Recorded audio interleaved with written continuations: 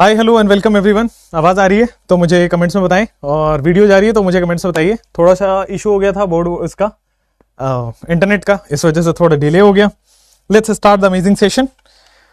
आज हम पढ़ने वाले हैं बॉस एटॉमिक रेडियस।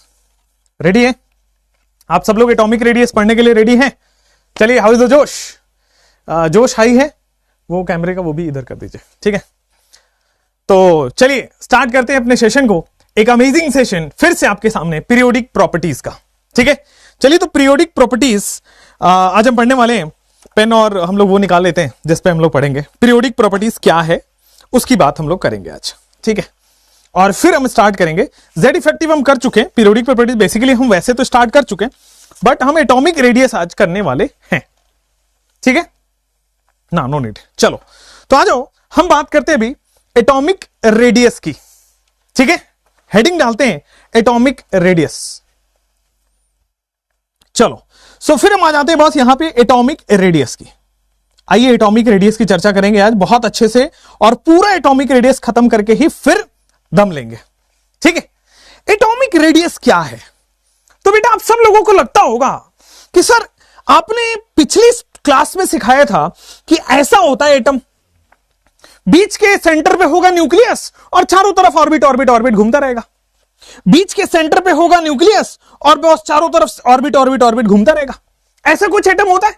हमने यही तो सिखाया कि बीचों बीच क्या होगा आपके पास? बीचों बीच होगा न्यूक्लियस और उसके चारों तरफ circle circle circle, electron electron electron घूमता रहेगा।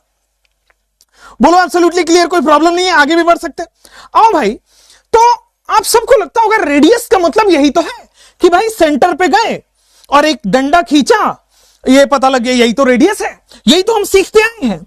और आप अपने साथी से जो कहीं और पढ़ रहा होगा, कोई भी बड़ी से छोटी जहां भी कोचिंग है, बस वहां पढ़ रहा होगा, उससे पूछ लेना, मेजॉरिटी लोग आपको यही जवाब देंगे कि this is atomic radius and it is false. ये गलत है, ऐसा नहीं पढ़ना चाहिए। कई टीचर भी नहीं बता पाएंगे, मैं पहले ही बता दे रहा हूं। आइए अब क्या होगा बॉस, यहां पे ये है आपका रेडियस। लगता यही है कि एटम होता है सर्कुलर और ये है रेडियस। बेटा एटम के बारे में मैंने आपको पिछली क्लास में थोड़ा सा हिंट दिया था कि एटम तो भाई साहब इतना छोटा है, देख तक नहीं सकते। अपनी हाइट से आप देख नहीं पाओगे, तो जिस चीजों को देख नहीं सकते उसको मेजर कैसे करोगे? Not possible. अच्छा दूसरा चीज, अगर आपको एटॉमिक स्ट्रक्चर का थोड़ा सा आइडिया हो, गौर से सुनना मैं क्या बोल रहा हूं। अगर एटॉमिक स्ट्रक्चर का थोड़ा सा भी आइडिया हो तो आपको एटम के बारे में मैं थोड़ा आइडिया देना चाहता हूं। एटम और उसको इलेक्ट्रॉन्स को वेव नेचर माना गया है। इलेक्ट्रॉन्स को बेटा वेव नेचर माना गया है, और कुछ इस तरह से इलेक्ट्रॉन्स को बेटा वेव नेचर माना गया है। कुछ इस तरह से बेटा वेव में इलेक्ट्रॉन्स जो है इस तरह से रहता है। कुछ इस तरह से बेटा क्या रहता है? इलेक्ट्रॉन्स रहता है। आओ, बहुत शानदार, अमेजिंग, क्लियर है, कोई प्रॉब्लम नहीं है। बस अगर आपको थोड़ा सा भी एटॉमिक स्ट्रक्चर का आइडिया हो, कंजर्वेशन ऑफ एंगुलर मोमेंटम हम वहां पढ़ाते हैं। MVR is equal to NH/2 pi. हम क्या पढ़ाते हैं एटॉमिक स्ट्रक्चर में? MVR is equal to NH/2 pi, कि एंगुलर मोमेंटम इज क्वांटाइज्ड। मैं थोड़ा सा इंट्रो दे रहा हूं एटॉमिक का। हमने इलेक्ट्रॉन को वेव मान के और कुछ इस तरह से पढ़ा था, राइट। अब मुझे बताओ, ये अब फिक्स बाउंड्री तो हुई नहीं। अब हमारे पास सर कुछ, कभी तो भाई रेडियस ये भी तो हो सकता है, रेडियस ये भी तो हो सकता है, रेडियस ये भी तो हो सकता है। तब किसको माने रेडियस? ये वाला रेडियस छोटा है, ये वाला रेडियस बड़ा है, किसको माने? तो एटम का जो बाउंड्री होता है वो शार्प नहीं होता। पहली बात, एटम का बाउंड्री शार्प नहीं होता, एटम का बाउंड्री वेरिएबल होता है। तो बेटा अगर एटम का बाउंड्री वेरिएबल है तो कैसे बनाओगे रेडियस? पता ही नहीं चल पाएगा। सो मेजॉरिटी जो गलत कॉन्सेप्ट आप पढ़ते हो उसको पहले मैंने क्लियर किया कि एटम की रेडियस डिफाइंड नहीं होती। एटॉमिक रेडियस ऐसा लगता है एटम का रेडियस है, बट ये डेफिनेशन ही गलत होता है। एटम की रेडियस इज एटॉमिक रेडियस। आप एक तो इतना छोटा है, दूसरा एक शार्प बाउंड्री नहीं है, तो आप एटम का रेडियस फाइंड नहीं कर पाओगे ऐसे। तो कैसे फाइंड होगा एटॉमिक रेडियस? तब एटॉमिक रेडियस को फाइंड करने के लिए बॉन्डेड स्टेट में निकालना पड़ता है आपको एटॉमिक रेडियस। मतलब अगर आपके पास दो एटम बॉन्डेड हो, थोड़ा गौर से समझाता हूं। अगर आपके पास बेटा दो एटम ऐसे बॉन्डेड है, ये कोवेलेंट बॉन्ड समझ में आए? Overlapping of atom is overlapping of atomic orbital.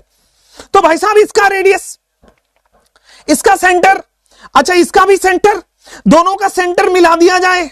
Clear हुआ? ये रहा इसका सेंटर, ये रहा इसका सेंटर, दोनों का सेंटर मिला दिया जाए। और दोनों का सेंटर मिलाने के बाद मान लीजिए ये जो डिस्टेंस है वो डी आ रहा है। दोनों का सेंटर मिलाने के बाद मान लीजिए ये जो डिस्टेंस है वो डी आ रहा है। तो बेटा रेडियस, जो एटॉमिक रेडियस आप पढ़ते हो वो यही है, दोनों का सेंटर मिलाने के बाद जो दूरी आई है उसका आधा कर दो। मैं फिर से रिपीट करूंगा, एटॉमिक रेडियस क्या है? तो एटॉमिक रेडियस सबसे पहले बॉन्डेड स्टेट में निकालते हैं।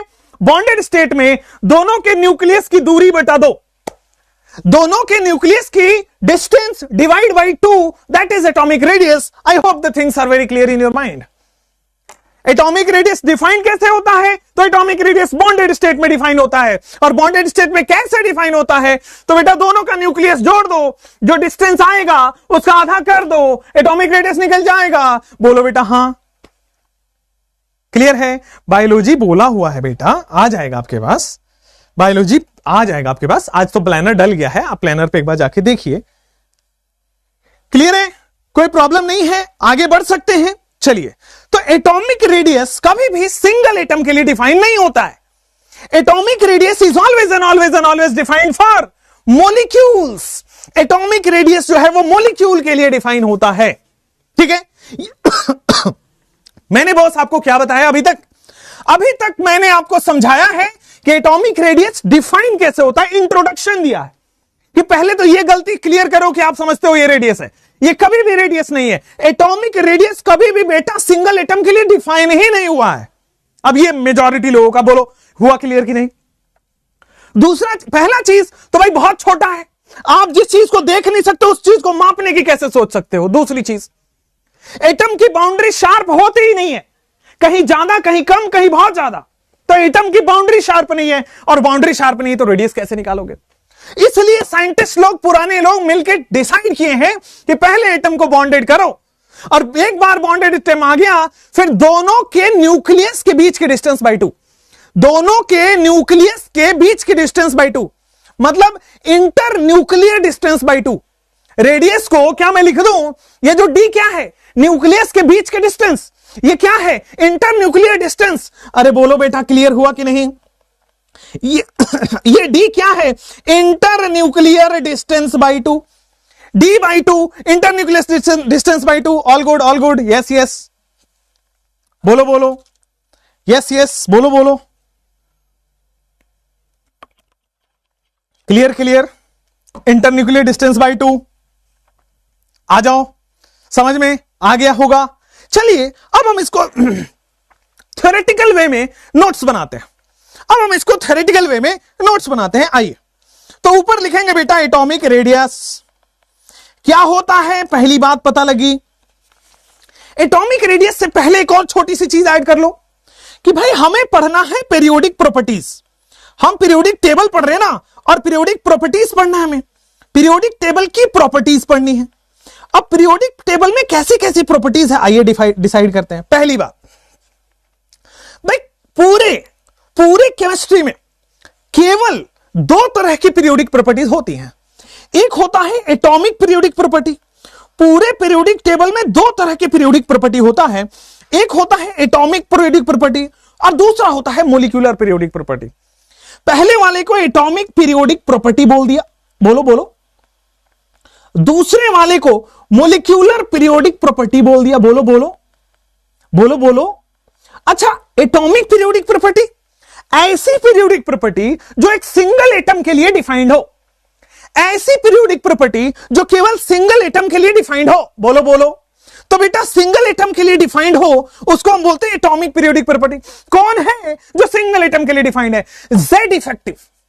पिछली कक्षा में हमने पढ़ा है बच्चों कि जेड इफेक्टिव क्या है? न्यूक्लियस की ताकत, न्यूक्लियस का पावर, न्यूक्लियस का actual power, the effective nuclear charge, right. तो बेटा एटॉमिक पीरियोडिक प्रॉपर्टी क्या होता है? Atomic periodic property Z effective होता है। बोलना थोड़ा आराम से देखना। अच्छा, अभी जो हम बात कर रहे हैं एटॉमिक रेडियस की, वो इसमें आएगा कि इसमें आएगा? अभी अभी थोड़ी देर पहले सूत्रों के हवाले से खबर आई है कि बेटा एटॉमिक प्रॉपर्टी नहीं है एटॉमिक रेडियस, क्योंकि एटॉमिक रेडियस एक मॉलिक्यूल की प्रॉपर्टी है, एटॉमिक रेडियस एटम पर डिफाइन नहीं कर सकते हैं। तो बेटा सूत्रों के हवाले से खबर आई है कि जो हमने एटॉमिक रेडियस पढ़ा है वो बेटा क्या है, मॉलिक्यूलर पीरियोडिक प्रॉपर्टी। सो हम जो एटॉमिक रेडियस पढ़ रहे हैं वो क्या होगा, मॉलिक्यूलर पीरियोडिक प्रॉपर्टी होगा। बोलो। उसी तरह जस्ट इसके आगे हम पढ़ने वाले हैं क्या, आयोनाइजेशन एनर्जी पढ़ने वाले हैं। बेटा आयोनाइजेशन एनर्जी भी सिंगल एटम के लिए डिफाइन होती है, आगे जाके पढ़ेंगे, वो प्रॉपर्टी ही है आइसोलेटेड एटम की। सो इसलिए जो हम आगे जाके आयोनाइजेशन एनर्जी पढ़ेंगे बेटा वो क्या होगा, एटॉमिक प्रॉपर्टी, उसको बोलते हैं atomic periodic property, ionization energy. Z effective समझ आ गया, आयनाइजेशन एनर्जी समझ आ गया, मजा ही मजा हो गया है जिंदगी में। बेटा इसके बाद हम पढ़ेंगे इलेक्ट्रॉन गेन इंथैल्पी, उसके बाद हम इलेक्ट्रॉन गेन इंथैल्पी, ये भी एक एटम के लिए डिफाइन होता है, आगे ये कक्षा में आने वाला है। अच्छा, इलेक्ट्रॉन गेन इंथैल्पी के बाद आप पढ़ोगे इलेक्ट्रोनिगेटिविटी। इलेक्ट्रोनिगेटिविटी भी एक सिंगल एटम के लिए डिफाइंड होती है, वैसे ये बॉन्डेड स्टेट की प्रॉपर्टी है but defined for a single atom. Electronegativity जब भी निकालते हैं पूरे मॉलिक्यूल की इलेक्ट्रोनिगेटिविटी नहीं निकालते, एक सिंगल एटम की इलेक्ट्रोनिगेटिविटी निकालते हैं। इलेक्ट्रोनिगेटिविटी वैसे मॉलिक्यूल के लिए डिफाइंड है, बॉन्डेड स्टेट के लिए डिफाइंड है, बट ये प्रॉपर्टी किसके लिए निकालते हैं, एक सिंगल एटम के लिए निकालते हैं। जैसे आप सुने होगा फ्लोरीन की इलेक्ट्रोनिगेटिविटी, क्लोरीन की इलेक्ट्रो, ऐसा कभी नहीं सुना होगा कि Cl2 की इलेक्ट्रोनिगेटिविटी, नो। अच्छा, तो ये जितने भी आपको पढ़ने हैं एक्सेप्ट एटॉमिक रेडियस, वो सब के सब क्या है, एटॉमिक पीरियोडिक प्रॉपर्टी। बेटा जो मेल्टिंग पॉइंट और बॉइलिंग पॉइंट होता है ना, ये भी बॉन्डेड स्टेट में देखा जाता है। मेल्टिंग पॉइंट और बॉइलिंग पॉइंट भी बॉन्डेड। मेल्टिंग पॉइंट है क्या, आइए समझते हैं, ऐसा टेम्परेचर जिसपे बॉन्डेड स्टेट का मॉलिक्यूल पिघल जाए। आपने सुना है क्या, सख्त लौंडा लेकिन यहां मैं पिघल गया, वैसा ही कुछ होता है। एक ऐसा टेम्परेचर जहां पे मॉलिक्यूल अपनी बॉन्ड तोड़ दे, एक ऐसा टेम्परेचर जहां पे मॉलिक्यूल अपना पिघल जाए, that is melting point. And similarly एक ऐसा टेम्परेचर जहां पे मॉलिक्यूल बॉन्ड तोड़ के बॉइलिंग स्टेट को ला जाए, दैट इज बॉइलिंग पॉइंट। अच्छा, जो डेंसिटी होता है बच्चों, ये भी आपका क्या होता है, मॉलिक्यूलर पीरियोडिक प्रॉपर्टी। आपके सिलेबस में क्या है प्यारे न्यारे, ये भी सिलेबस में है, ये भी सिलेबस में है, ये भी है, ये भी है, ये भी है। Boiling point, melting point, density, ये पी ब्लॉक में आता है, यहां नहीं आता है। बोलो क्लियर हुआ नहीं हुआ, बोलो क्लियर हुआ या नहीं हुआ, ऑल गुड। जितने भी लोग प्लानर पूछते हैं क्लास में, जितने भी लोग ये पूछते हैं कि बायोलॉजी कब होगा, बेटा याद तो आपने पैसे तो दे दिए, हम रिफंड तो करेंगे नहीं, तो आप पढ़ाई छोड़ दो। दूसरा, चुपचाप जो मैं पढ़ा रहा हूं वो पढ़ लो। तुम्हारी दिक्कत ये है कि तुम्हें पढ़ाएंगे ए तो तुम पढ़ोगे जेड, तुम्हें जेड पढ़ाएंगे उस दिन तुम्हें याद आएगी कि नहीं नहीं ए तो छूट गया। ऐसा नहीं होता सिलेक्शन, सीरियस होकर पढ़ाई कर लीजिए please. When the class is going on I don't want any kind of disturbance, otherwise I will kick you out very soon, right. एक दो बार वार्निंग दूंगा, उसके बाद मैं कब निकाल दूंगा आपको पता भी नहीं लगेगा, राइट है। चलिए, तो आराम से जब भी क्लास चल रही है, पढ़ाई से मजाक नहीं होनी चाहिए, सिंपल, ठीक है, क्लियर है। आगे बढ़ जाएं, बोलो ठीक है, बोल दो, शर्मा रहे हो क्या, शर्माना नहीं बेटा, बोलना है। चलो, तो एटॉमिक रेडियस यहां पे क्लियर हुआ। अब आ जाते हैं एटॉमिक रेडियस क्लियर होने के बाद की कहानी के ऊपर। आओ, एटॉमिक रेडियस क्लियर होने के बाद की कहानी, बस एटॉमिक रेडियस सबसे पहला है क्या भाई, एटॉमिक रेडियस इतने दिन से इतने देर से सुने जा रहे हैं, तो सबसे पहले आप देखोगे कि atom do not have a sharp boundary. हमारा एटम शार्प बाउंड्री नहीं है, एटम तो वेव की तरह है भाई। इलेक्ट्रॉन हमने देखा था, इलेक्ट्रॉन कुछ इस तरह से होता है एटम के अंदर। अच्छा, तो बस एटम के पास एक शार्प बाउंड्री नहीं है, पहला चीज कि atom do not have a sharp boundary, atom do not have a sharp boundary. अच्छा बेटा, एटम शार्प बाउंड्री नहीं है तो क्या है, वो वेरिएबल है, तो इसका मतलब हम रेडियस नहीं निकाल सकते। एक शार्प बाउंड्री होती तो खटाक से रेडियस सब डायरेक्शन में सेम था, हो जाता, ऐसा नहीं था। दूसरा चीज बेटा, एटम को आइसोलेटेड स्टेट में फाइंड करना बड़ा मुश्किल है। एक इकलौता एटम, एक तो atom is very small in size, atom is very small in size, atom जो होगा बेटा वो बहुत स्मॉल साइज का होगा, atom is very small in size. अब चूंकि एटम बहुत स्मॉल होगा तो कहानी सुनोगे, एटम चूंकि बहुत छोटा है, अगर छोटा है तो जैसे यार अगर एटम छोटा है तो हम उसको मेजर नहीं कर सकते, वेरी स्मॉल साइज है, can not measure radius accurately, लिखेंगे can not measure radius accurately. तो बेटा अच्छे से एकदम एग्जैक्ट वैल्यू हम नहीं बता सकते, बहुत छोटा है बेचारा वो, ठीक है, क्लियर है। अब आते हैं तीसरा चीज, हम लिखते हैं कि भाई जो हमारा एटम होता है वो आइसोलेटेड स्टेट में हम उसको निकाल ही नहीं सकते, जो हमारा एटम होता है वो आइसोलेटेड स्टेट में तो निकाल ही नहीं सकते उसको, मतलब मिल ही नहीं पाएगा। तो अगर आइसोलेटेड स्टेट में नहीं मिल पाएगा तो आइसोलेटेड स्टेट में रेडियस कैसे निकालोगे, तो निकाल ही नहीं पाएंगे हम एटॉमिक रेडियस। लिखोगे atom is not found in isolated state. तो बेटा एटम आइसोलेटेड स्टेट में कभी मिलता ही नहीं है, atom is not found in isolated state. तो अगर एटम आइसोलेटेड स्टेट में नहीं है, अरे बच्चों, अरे प्यारे बच्चों, atom is not found in isolated state, अरे प्यारे बच्चों, बड़ा सिंपल सा कंडीशन बता रहा हूं, चूंकि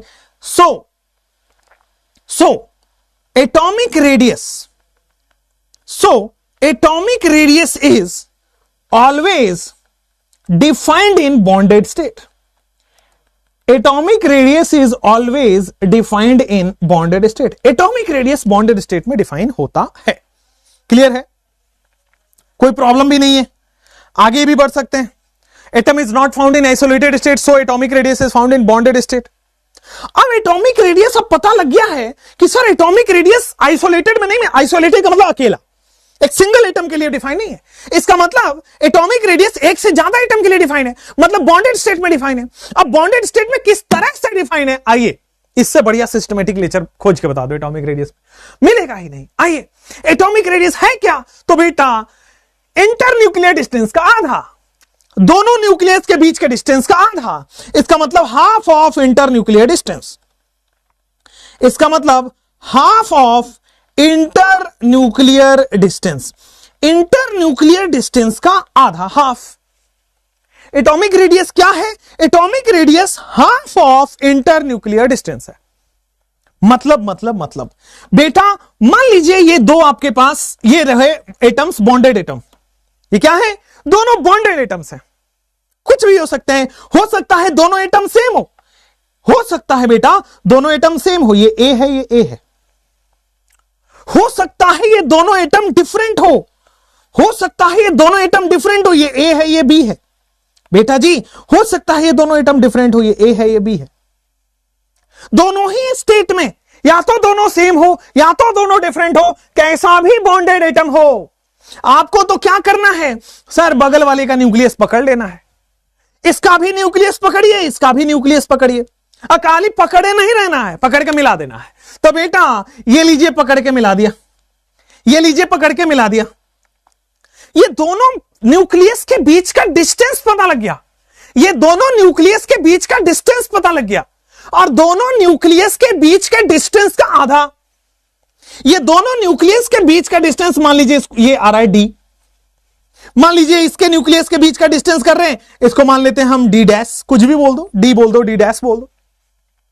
ये जो डी है वो क्या है, ये डी को क्या मैं इंटर न्यूक्लियर डिस्टेंस बोल सकता हूं, सो डी है ये क्या है sir, inter nuclear distance. Inter का मतलब दोनों न्यूक्लियस के बीच का डिस्टेंस, इंटर न्यूक्लियर का मतलब दोनों न्यूक्लियस के बीच का distance, so it is inter nuclear distance. यहां पे डी डैश क्या हुआ, it is inter nuclear distance, हुआ या नहीं हुआ, it is inter nuclear distance, बोलो क्लियर हुआ, एब्सोल्युटली क्लियर हुआ, ये डी हुआ, ये डी डैश हुआ, इंटर न्यूक्लियर डिस्टेंस का हाफ। एटॉमिक रेडियस क्या है, it is half of inter nuclear distance, half of inter nuclear distance is equal to atomic radius. Baba clear है कि नहीं, बाबू ऑल गुड है, बोलो ऑल गुड है कि नहीं गुड है, ठीक है ना, ठीक है भाई, एटॉमिक नंबर 56 वाले में क्लियर कर लेंगे अपन, उसको भी ठीक कर लेंगे। आइए अब आपको एटॉमिक रेडियस का अंदाजा तो लगा कि अरे है यही चीज, अगर इसी का आधा कर दें तो एटॉमिक रेडियस निकल आएगा। अब एटॉमिक रेडियस बेसिकली है 4 तरीके के। कितने हैं? एटॉमिक रेडियस है बेटा 4 तरीके के। पहला है कोवलेंट रेडियस, दूसरा है मेटालिक रेडियस, तीसरा है वंडरवाल रेडियस, चौथा है आयनिक रेडियस। आइए लिख लेते हैं। अभी तक आपने लिख लिया होगा, अगर लिख लिया है, टेप लिया है तो बोलिए, वरना आगे बढ़े। अरे बोलो बेटा, बाबू क्लियर है आप लोगों को? चलिए ठीक है बाबू, आगे बढ़ जाते हैं। ठीक है, आगे बढ़ते हैं बस। यहां पे आपके पास आ जाता है टाइप्स ऑफ एटॉमिक रेडियस। क्या लिखते हैं? Types of atomic radius. तो बेटा एटॉमिक रेडियस का टाइप, अरे हां जी कि ना जी भाई? तो टाइप ऑफ 4 टाइप होते हैं। पहले टाइप्स ऑफ एटॉमिक रेडियस होता कितना है? तो भैया जी 4 टाइप ऑफ एटॉमिक रेडियस होता है। पहला होता है कोवलेंट रेडियस, दूसरा होता है वंडरवाल रेडियस। अरे कह रहा है कि रिमाइंड मी लेटर करिए ना इसको, लैपटॉप बोल रहा है रीस्टार्ट होंगे। चलिए, तो पहला होता है बच्चा कोवलेंट रेडियस। अच्छा, हम अभी थोड़ी देर में पढ़ेंगे। दूसरा होता है बच्चा सर मेटालिक रेडियस। बहुत अच्छा। तीसरा होता है सर जी, तीसरा होता है वंडरवाल रेडियस। चौथा होता है बच्चा आयोनिक रेडियस। बहुत अच्छा। तो covalent radius, metallic radius, van der Waals radius and ionic radius. Okay, चलिए तो सबसे पहले कोवलेंट रेडियस पे आते हैं। पहला जो आज हम काम तमाम करेंगे किसका? कोवलेंट रेडियस का। अजय बात समझ में आ रही है? Covalent radius. अब देखो, कलम नीचे, पेन नीचे, नजरें हमारी खूबसूरत स्क्रीन पे। ठीक है, आइए पेन नीचे, नजरें हमारी खूबसूरत स्क्रीन पे। बेटा कोवलेंट रेडियस क्या होता है? अरे कोवलेंट बॉन्ड समझते हो? कोवलेंट बॉन्ड मॉलिक्यूल का रेडियस कोवलेंट रेडियस। फिर से बोलूंगा, कोवलेंट रेडियस क्या होता है भाई? कोवलेंट बॉन्ड समझते हो? अरे कहां गया पेनवा, कहां गया भैया? पेनवे नहीं मिल रहा, ये रहा पेन। कोवलेंट बॉन्ड का मतलब होता है bond formed by sharing of atomic orbital. तो भाई शेयरिंग ऑफ इलेक्ट्रॉन या शेयरिंग ऑफ एटॉमिक ऑर्बिटल बोल दो। तो भाई साहब ये रहा आपके पास कोवलेंट बॉन्ड। ओवरलैपिंग से, शेयरिंग से जो बॉन्ड बनता है उसको हम कोवलेंट बॉन्ड कहते हैं। अब ओवरलैपिंग और शेयरिंग से जो बॉन्ड बनता है उसको हम कोवलेंट बॉन्ड कहते हैं। अब कोवलेंट बॉन्ड में दोनों का इंटरन्यूक्लियर डिस्टेंस पता है भाई, न्यूक्लियस के बीच की दूरी। अगर मान लीजिए ये इंटरन्यूक्लियर डिस्टेंस आपका डी है, अगर मान लीजिए बेटा इंटरन्यूक्लियर डिस्टेंस क्या है आपका? ये डी है। तो इंटरन्यूक्लियर डिस्टेंस का आधा that is atomic radius. Internuclear covalent radius मतलब इंटरन्यूक्लियर डिस्टेंस निकाला, पता लगा डी। ठीक है, हो सकता है कोवलेंट रेडियस बेटा आपका ऐसा हो सकता है एक सेकंड, हो सकता है कोवलेंट रेडियस से कुछ ऐसा हो, एक एटम बड़ा हो एक एटम छोटा हो। भाई कोवलेंट बॉन्ड तो बनेगा ना, चाहे वो कैसा भी एटम हो, कोवलेंट बॉन्ड तो बनेगा ना बिल्कुल क्लियरली। अब ये चूंकि कोवलेंट बॉन्ड बन रहा है बेटा, चूंकि ये आपके पास, ये देखो चूंकि आपके पास कोवलेंट बॉन्ड बन रहा है, this is D. D dash बोल दो या डी बोल दो, डी डैश बोल दो, आपकी मर्जी है।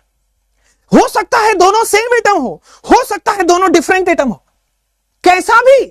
अगर ओवरलैप से बॉन्ड बन रहा है उसको कोवलेंट बॉन्ड बनते हैं, उसको कोवलेंट बॉन्ड बनते हैं। अब कोवलेंट बॉन्ड बन गया, इंटरन्यूक्लियर डिस्टेंस पता लग गया, करना क्या है? बाई 2, आधा। बोलो क्लियर? करना क्या है कोवलेंट रेडियस निकालने के लिए? D by 2। करना क्या है? D dash by 2। तो कोवलेंट रेडियस का डेफिनेशन कैसे लिखोगे? कोवलेंट रेडियस कहता है half of internuclear distance in a covalent bond molecule. Half of internuclear distance in a covalent bond molecule. Half of internuclear distance in a covalent bond molecule. बेटा अगर मुझे इसका are covalent निकालना है, radius of covalent कैसे निकलेगा? D by 2 निकलेगा ना। इसका रेडियस ऑफ कोवलेंट कैसे निकालोगे बेटा? कोवलेंट रेडियस कैसे निकालोगे बेटा? डी डैश बाई 2 निकलेगा ना। Half of internuclear distance in a covalent bond molecule. Half of internuclear distance in a covalent bond molecule. अरे इतनी बार बोलूंगा, सपने भी कोवलेंट रेडियस के आएंगे, टेंशन ना लो बाबू। समझ में आ गया होगा, आगे बढ़ते हैं। Half of internuclear distance, half of internuclear distance in a covalent bonded molecule, in a covalent bonded molecule। मुझे लगता है बच्चा यहां तक लिख लिया होगा। अरे नमूनों लिखे नहीं लिखे। Different between atomic radius and bond length, आय हाय आ रहे हैं उस टॉपिक पे भी, लेकिन पहले हम एटॉमिक रेडियस तो पढ़ा दें। ला ला ला ला ला ला ला ला, तेरी उम्र के नौजवानों। पीडीएफ नहीं मिल रही, क्या बात कर रहा हूं, पीडीएफ नहीं मिल रही, नोट डाउन कर लिया भैया। पीडीएफ कैसे नहीं मिलेगी तुम्हें? दूसरा तुम्हारी कंसर्न था बायोलॉजी, वो भी नोट डाउन कर लिया। चलो अब आ जाओ, bond length of atomic radius. आ रहे भाई आ रहे, पहले धीरे छोटे छोटे से समझाऊंगा। तुम पता क्या करते हो, तुम बोलते सर जेड क्या था। अरे पहले एबीसीडी तो पढ़ोगे, अनपढ़ गंवार आदमी एकदम ही। आओ इधर, पहले एबीसीडी तो पढ़ो फिर जेड पे जाना। अभी इसे बॉन्ड लेंथ पूछने लगा। अरे भैया पहले ये तो पढ़ लो। अब आ जाओ, यहां तक हमें कोवेलेंट रेडियस पता लग गया। बेसिकली आर कोवेलेंट है क्या, रेडियस ऑफ कोवेलेंट क्या है? Inter nuclear distance by 2, inter nuclear distance by 2, this is what are covalent is, inter nuclear distance by 2। या फिर आप समझ सकते हो बेटा इसको d/2 भी तो लिखा था हमने, कोई दिक्कत थोड़ी थी, ठीक है ना, d/2 भी लिखा था। यार बेटा इसको कई बार ना ऐसे भी लिखा जाता है। ये जो d है ना, देखो ये एटम A है, ये एटम A है, ठीक है, दोनों सेम एटम है, ठीक है। ये वाला जो है इसको एटम A बोल रहे हैं, ये चूंकि बड़ा है तो इसको B बोल देते हैं, दोनों अलग अलग एटम है।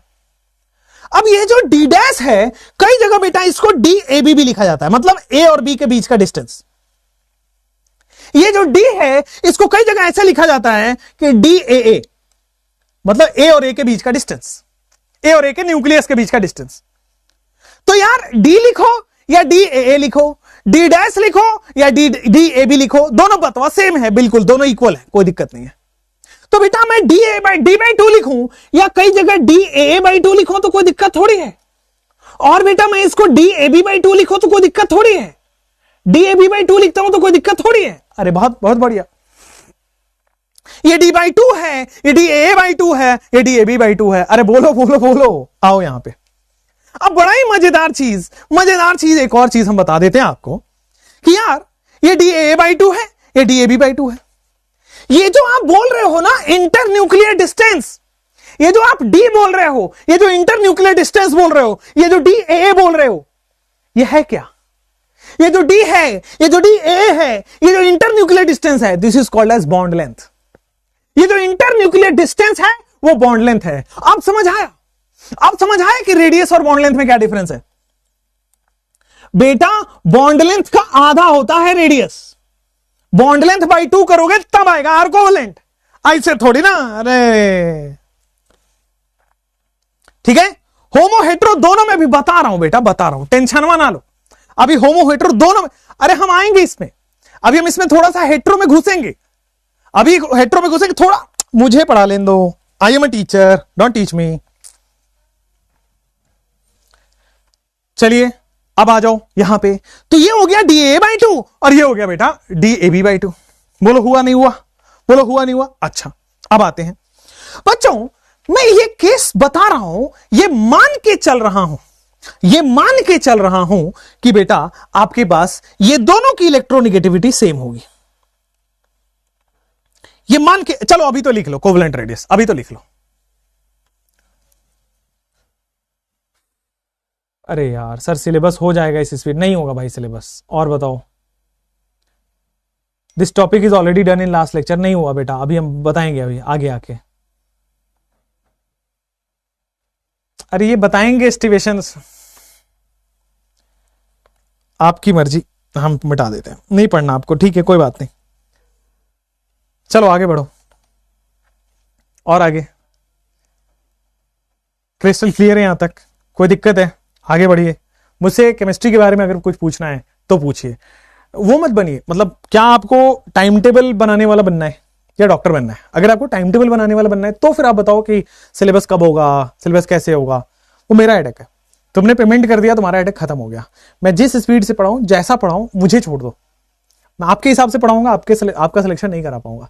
मुझे मेरे हिसाब से पढ़ाना दो, मैं आपका सिलेक्शन करा दूंगा, जिस स्पीड से, जिस ये से, जिस वो से, टेंशन मेरे ऊपर छोड़ोगे।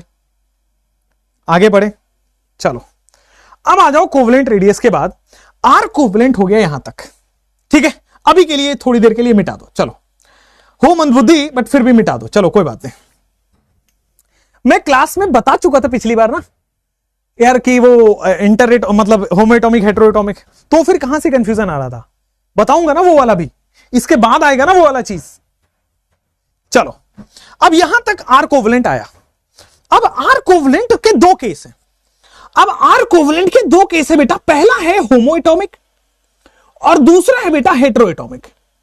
पहला है होमो एटॉमिक और दूसरा है बेटा हेटेरो एटॉमिक, ठीक है। मैं फिर आपसे रिक्वेस्ट करूंगा, मुझे अपने हिसाब से पढ़ा लेने दीजिए। अगर आप मुझसे ज्यादा समझदार हो रहे हैं तो बेटा आप सिलेक्शन ले लीजिए कहीं और से, मेरे यहां से पॉसिबल नहीं है, ठीक है। चलिए अब होमो एटॉमिक हेटेरो एटॉमिक की बात करते हैं। होमो एटॉमिक ऑलरेडी डिस्कस्ड कि भाई दोनों सेम एटम है। होमो एटॉमिक ऑलरेडी डिस्कस्ड कि भाई दोनों सेम एटम है। आ जाओ, होमो एटॉमिक ऑलरेडी डिस्कस कि दोनों सेम एटम है, तो आपको कुछ करना नहीं है, दोनों का न्यूक्लियस पकड़ लेना है। अब पकड़े नहीं रखना है बेटा, इनके बीच का डिस्टेंस निकाल लेना है। इनके बीच का डिस्टेंस क्या है आपके पास, दैट इज डी। तो आर कोवलेंट क्या है, R covalent is nothing but it is d/2। फिर आते हैं हेटेरो एटॉमिक। हेटेरो एटॉमिक क्या है बेटा, बच्चा आपके पास हेटेरो एटॉमिक में मान लीजिए एक ए है एक बी है, मान लीजिए एक ए है, कोई दिक्कत थोड़ी है, मान लीजिए बेटा एक ए है और दूसरा एक बी है। हेटेरो एटॉमिक का मतलब दोनों अलग अलग एटम। तो बॉस आपको करना क्या होगा मैं आपको बताता हूं, कैसे आप कोवलेंट रेडियस निकालोगे। तो कोवलेंट रेडियस निकालने के लिए RA plus RB minus RA plus RB minus 0.09 mod of electronegativity of A minus electronegativity of B। इसको प्यार से बेटा स्टीवेंसन एंड शूमेकर इक्वेशन भी बोलते हैं, स्टीवेंसन एंड शूमेकर इक्वेशन। अब बोलो, अगर दोनों की इलेक्ट्रोनेगेटिविटी सेम है तो यह फॉर्मूला अपने आप कन्वर्ट हो जाएगा RA प्लस RB। अलग से 2-3 फॉर्मूला पढ़ने की जरूरत नहीं है, ये एक ही फॉर्मूला जैसे सारे सॉल्व हो जाएंगे। जैसे आपकी electronegativity of A minus electronegativity B zero करोगे, ये पूरा टर्म जीरो हो जाएगा, तो R covalent equal to RA plus RB अपने आप आ जाएगा। ठीक है, समझ गए, क्लियर है, कोई प्रॉब्लम नहीं है। सो होमो एटॉमिक और हेटेरो एटॉमिक क्लियर हुआ। आर कोवलेंट d/2 कर लिया हमने, और बेटा यहां से आपके पास d/2 dA/2 bond length by 2 R covalent निकल आया। Stevenson and Shoemaker equation. अच्छा, अब आर कोवलेंट आया तो बेटा अब आर कोवलेंट यहां तक आ चुका है। अब 3 चीजें आपको पढ़नी है, एक एल्केन में, एक एल्कीन में, एक एल्काइन में। ये अनऑर्गेनिक वाले ऑर्गेनिक को बोलते थे, वहां पढ़ना है, ऑर्गेनिक वाले बोलते थे इनऑर्गेनिक वाले को पढ़ाना था। लेकिन ये पढ़ाना केमिस्ट्री के टीचर के था, इसलिए मैं तो पूरा केमिस्ट्री पढ़ाता हूं, तो मैं तो आपको ये पूरा पढ़ा के चलूंगा। आ जाओ, अब होता क्या है, यही प्रॉब्लम आएगा जहां आप तीनों अलग अलग पढ़ते हैं। तो बॉस ये है एल्केन, ठीक है, क्या है एल्केन, दूसरा क्या है बेटा आपके पास एल्कीन, और तीसरा क्या है मेरे प्यारे बच्चों एल्काइन। एल्केन क्या होता है, कार्बन कार्बन सिंगल बॉन्ड को एल्केन बोलते हैं। एल्कीन क्या होता है, कार्बन कार्बन डबल बॉन्ड को बोलते हैं। और एल्काइन क्या होता है, कार्बन कार्बन ट्रिपल बॉन्ड को बोलते हैं। हमें इस बात का एहसास है बाबू कि भाई कार्बन के 4 बॉन्ड बनते हैं। भाई कार्बन के कितने बनते हैं, 4 बॉन्ड। कार्बन अगर सिंगल बॉन्ड बना रहा है तो 3 और बन रहा होगा। कार्बन के कितने बॉन्ड बनते हैं, 2 बॉन्ड, तो 2 और बन रहा होगा। कार्बन के ऑलरेडी 3 बॉन्ड बन रहे हैं, 1 और बन रहा होगा। अब देखो, कार्बन कार्बन सिंगल बॉन्ड, अगर ये याद रखना है जो मैं बता रहा हूं, ये याद रखना है, और ये प्रीवियस ईयर में पूछा था। और इनऑर्गेनिक वाले बोल रहे थे ऑर्गेनिक को पढ़ाना था, ऑर्गेनिक वाले बोल रहे थे इनऑर्गेनिक को पढ़ाना था, वो बोल रहे थे अरे नहीं यार ये तो फिजिकल को पढ़ाना था, दोनों मिलकर बोल रहे थे फिजिकल को पढ़ा। अरे ये है यहां का टॉपिक, और ये प्रीवियस ईयर में आ चुका है, 16 या फिर 17 वाले एग्जाम में आया है कि भाई एक चीज रटी होनी चाहिए दिमाग में कि कार्बन कार्बन सिंगल बॉन्ड का बॉन्ड लेंथ जो होता है वो 1.54 एंगस्ट्रॉम होता है। कार्बन कार्बन डबल बॉन्ड जो है वो 1.34 एंगस्ट्रॉम होता है। कार्बन कार्बन ट्रिपल बॉन्ड जो है वो 1.20 एंगस्ट्रॉम होता है। मुझे पूरा विश्वास है आपको क्लियर लग रहा होगा। ये जो आर कोवलेंट है ये क्या है? आर कोवलेंट बराबर 1.54 एंगस्ट्रॉम बाई 2। ये आर कोवलेंट क्या है? That is 1.34 angstrom by 2। ये आर कोवलेंट यहां पे क्या आ रहा है? 1.20 एंगस्ट्रॉम बाई 2। तो बच्चा जी बड़ा क्लियर है बेटा, ये हो जाएगा 0.77 एंगस्ट्रॉम। इसका जो आर कोवलेंट आएगा वो 0.67 मान लो, कोई दिक्कत थोड़ी है, या 0.67 ही आएगा, 74 एंगस्ट्रॉम, या फिर इसका क्या आ जाएगा 0.60 एंगस्ट्रॉम। ठीक है, एंगस्ट्रॉम और पिकोमीटर का बड़ा रिलेशन आपको पता होना चाहिए। वैसे तो आपको आना चाहिए यूनिट कन्वर्जन, नहीं तो मोल कॉन्सेप्ट में सिखाया जाएगा, लेकिन फिर भी चूंकि टिप्स पे रहे, दिक्कतें ना हो, इसलिए सीधा सीधा लिख दीजिए angstrom into 100 is equal to picometer. Angstrom में बेटा 100 मल्टीप्लाई कर देना, पिकोमीटर आ जाएगा। मैं यहां पे पूरा यूनिट कन्वर्जन नहीं सिखाऊंगा, वहां पे सिखाऊंगा मोल कॉन्सेप्ट में। ठीक है, क्लियर है? कोई दिक्कतवा तो नहीं है? आगे बढ़ सकते हैं ना बेटा? आगे बढ़े। तो ये है एल्कीन, यह है एल्कीन, यह है एल्काइन। एल्केन, एल्कीन, एल्काइन का रेडियस और बॉन्ड लेंथ याद होना चाहिए। जो एटॉमिक रेडियस होता है वो बॉन्ड लेंथ का आधा होता है। बॉन्ड लेंथ क्या होता है? इंटरन्यूक्लियर डिस्टेंस होता है। और इंटरन्यूक्लियर डिस्टेंस क्या है? दो एटम जब बॉन्ड बनाएंगे दोनों के बीच का न्यूक्लियस का डिस्टेंस। All clear? कोई दिक्कत नहीं है, आगे बढ़ सकते हैं। सो एल्केन, एल्कीन, एल्काइन यहां पे बच्चों बड़ा ही क्लियर वे में समझ आया होगा। अरे मुझे उम्मीद तो यही है। अब सर कोवलेंट रेडियस आपने खत्म किया, आइए मेटालिक रेडियस की बात कर लें, मजा ही आ जाएगा मेटालिक रेडियस के अंदर। आइए मेटालिक रेडियस बोलो, लिख लिया तो बोलो, लिख लिया तो इंटू एंगस्ट्रॉम में बेटा 100 से मल्टीप्लाई कर दीजिएगा ना, तो पिकोमीटर आ जाएगा। जैसे मान लो अगर मैं इसको पूछूं कितना पिकोमीटर बॉन्ड लेंथ है, 154 पिकोमीटर बॉन्ड लेंथ है, 134 पिकोमीटर बॉन्ड लेंथ है, 120 पिकोमीटर बॉन्ड लेंथ है। बोलो बाबू, क्लियर है? चलिए अब आगे बढ़ते हैं मेटालिक रेडियस पे। तो सेकेंड ऑप्शन इज आपके पास क्या आएगा? Metallic radius. सेकेंड क्या आ जाएगा बेटा? मेटालिक रेडियस आ जाएगा। आइए मेटालिक रेडियस क्या है, आइए समझते हैं। अरे मेटालिक रेडियस क्या है? अभी मेटल के अंदर अच्छा, मेटालिक रेडियस मैं आपको बता दूं, मेटालिक बॉन्ड आपके सिलेबस में नहीं है। थोड़ा सा इंट्रोडक्शन मैं भी केमिकल बॉन्डिंग पढ़ाऊंगा, बट मैं आपको खुशी खबरी के लिए बता देता हूं, मेटालिक रेडियस, मेटालिक बॉन्ड आपके सिलेबस में नहीं है। अब मेटालिक बॉन्ड समझने के लिए समझ लीजिए। जैसे मान लो मैं आयरन मेटल की बात करता हूं। आयरन मेटल के अंदर बहुत सारे आयरन के एटम होंगे। तो ये आयरन का एटम है, ये भी आयरन का एटम है।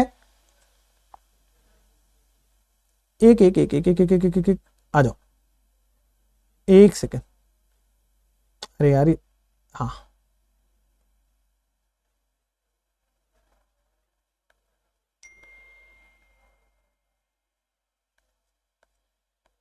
एक सेकेंड। जैसे मेटालिक रेडियस में क्या है?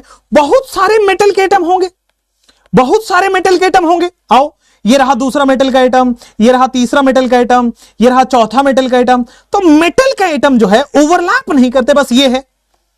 मेटल के एटम जो है बेटा वो ओवरलैप तो नहीं करेंगे। ठीक है, अब देखो मेटल के एटम चूंकि ओवरलैप नहीं कर रहे हैं, मेटल के एटम चूंकि ओवरलैप नहीं कर रहे बेटा, बड़ा क्लियरली देखिएगा, मेटल के एटम वैसे तो ओवरलैप नहीं कर रहे हैं, लेकिन टच करते हैं एक दूसरे को। ठीक है, एक दूसरे में टच करते हैं। जैसे एक होता है कि गले मिल, एक होता है कि हाथ मिला लेना, दिस इज टचिंग। जब आप गले मिलते हो तो दैट इज ओवरलैपिंग। थोड़ा समझना, भावनाओं को प्रकट कर पा रहा हूं आपके सामने। अगर आप किसी से हाथ मिलाते हो, चलो ठीक है, हैंडशेक हुआ, okay okay, how are you, all good all good. Ahmed, hi, most welcome. I'm so surprised to see you. I'm excited. Thank you so much for coming. You made my day. और गले पकड़ लिया आपने, भले वो सामने वाला इंसान चाह रहा हो या ना चाह रहा हो, बट कई लोग होते हैं ऐसे गले पड़ जाते हैं। तो भाई एक्सपीरियंस नहीं बोल रहा। आ जाओ, अब देखो बॉस यहां पे कि ये क्या है कि तुमसे जीत पाना बड़ा ही मुश्किल है बच्चों, है ना। एक्सपीरियंस बोल रहा है कदो। मेटालिक रेडियस में मेटल एटम्स एक दूसरे को टच कर रहे हैं। अब टच कर रहे हैं, कोई बात नहीं, न्यूक्लियस तो हमें पता है, ये भी न्यूक्लियस, ये भी न्यूक्लियस। न्यूक्लियस के बीच की डिस्टेंस का आधा, ये न्यूक्लियस के बीच की डिस्टेंस है बॉस। ये क्या है? न्यूक्लियस के बीच की डिस्टेंस है। बड़ा सिंपली समझना, न्यूक्लियस के बीच की डिस्टेंस है। अब न्यूक्लियस के बीच की डिस्टेंस का आधा। मेटालिक रेडियस क्या है? Again half of inter nuclear distance. किसी भी दो एटम को पकड़ा, half of inter nuclear distance in a metallic bond.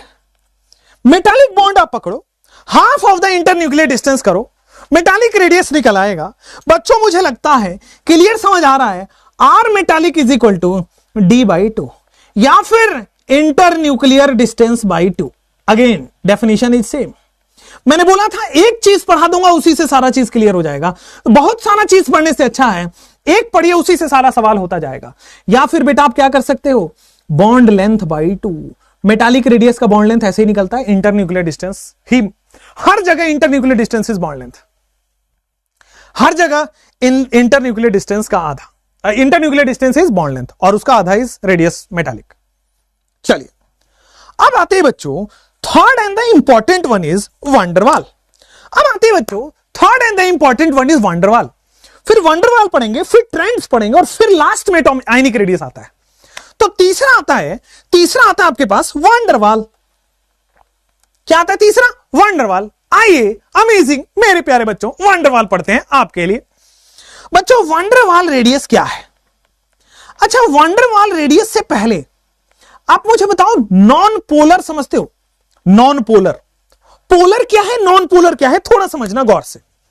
Polar का मतलब है कि मान लीजिए ये पहला एटम है, मान लीजिए ए है ये बी है। अगर दोनों में इलेक्ट्रोनिगेटिविटी डिफरेंस है, अगर इन दोनों में इलेक्ट्रोनिगेटिविटी डिफरेंस है तो इसका मतलब ये पोलर कंपाउंड होगा।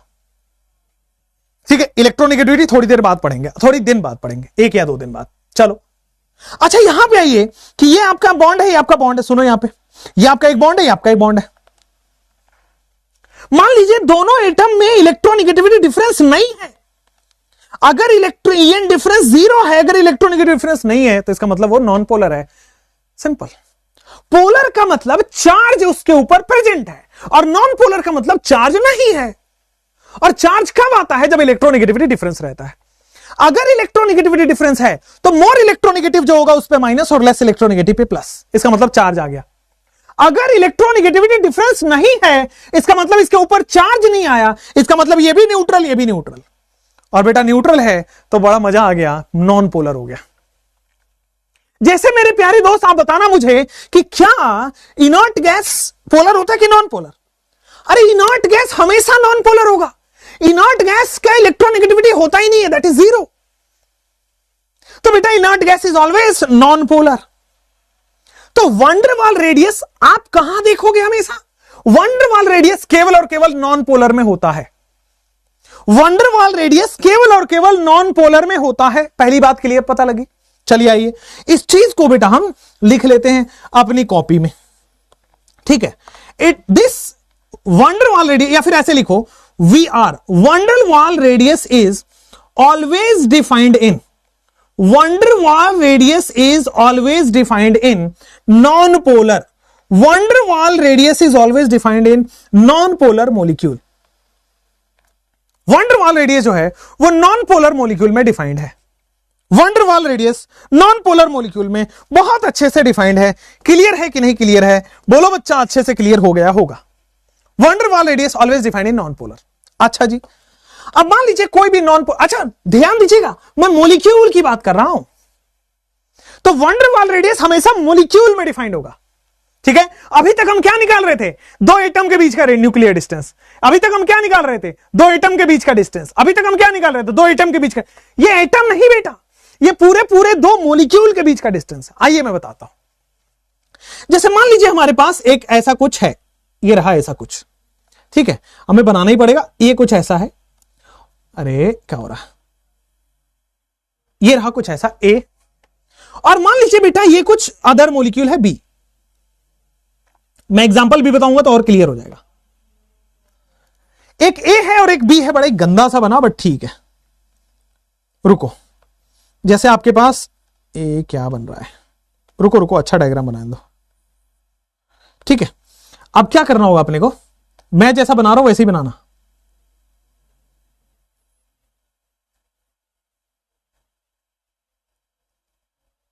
ठीक है, बनाओ, ऐसा बनाओ। देखा मेरा ड्राइंग कितना अच्छा है। ये एक मॉलिक्यूल है बॉस, ये एक मॉलिक्यूल है। बायोलॉजी में कुछ अलग डायग्राम जैसा है ना, खैर छोड़ो। तो बॉस यहां पे ये ए है, ये बी है, दो अलग अलग, ये अलग अलग एटम्स के बीच का एक कंप्लीट मॉलिक्यूल है। ये एटम ए है, ये एटम बी है, ये दोनों के बीच का मॉलिक्यूल है। अच्छा, अब मैं क्या कर रहा हूं बॉस, ये जो है अगेन ये एक मैंने बनाया और दूसरा मैंने ऐसा बनाया। आपको क्या करना है, आपको सिंपल इरेज कर देना है इसको। ये भी बड़ा अच्छा सा इरेज हो गया। सुनिए थोड़ा गौर से।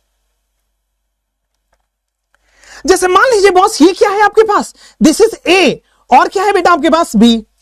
ये क्या है बेटा आपके पास बी, और ये क्या है बच्चा आपके पास ए। दो मॉलिक्यूल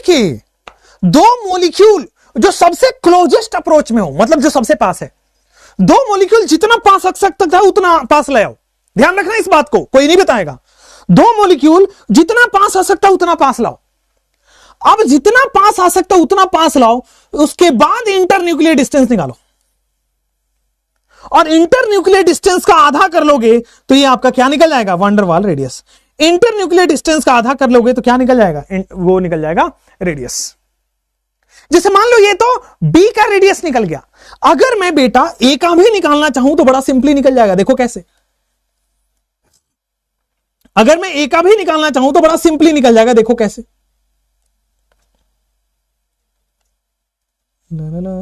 जैसे ये देखो, यहां पे न्यूक्लियस है, इसका न्यूक्लियस यहां होगा, इन दोनों के बीच का डिस्टेंस निकाल लो, एंड दिस इज मेरे प्यारे बच्चों d'/2।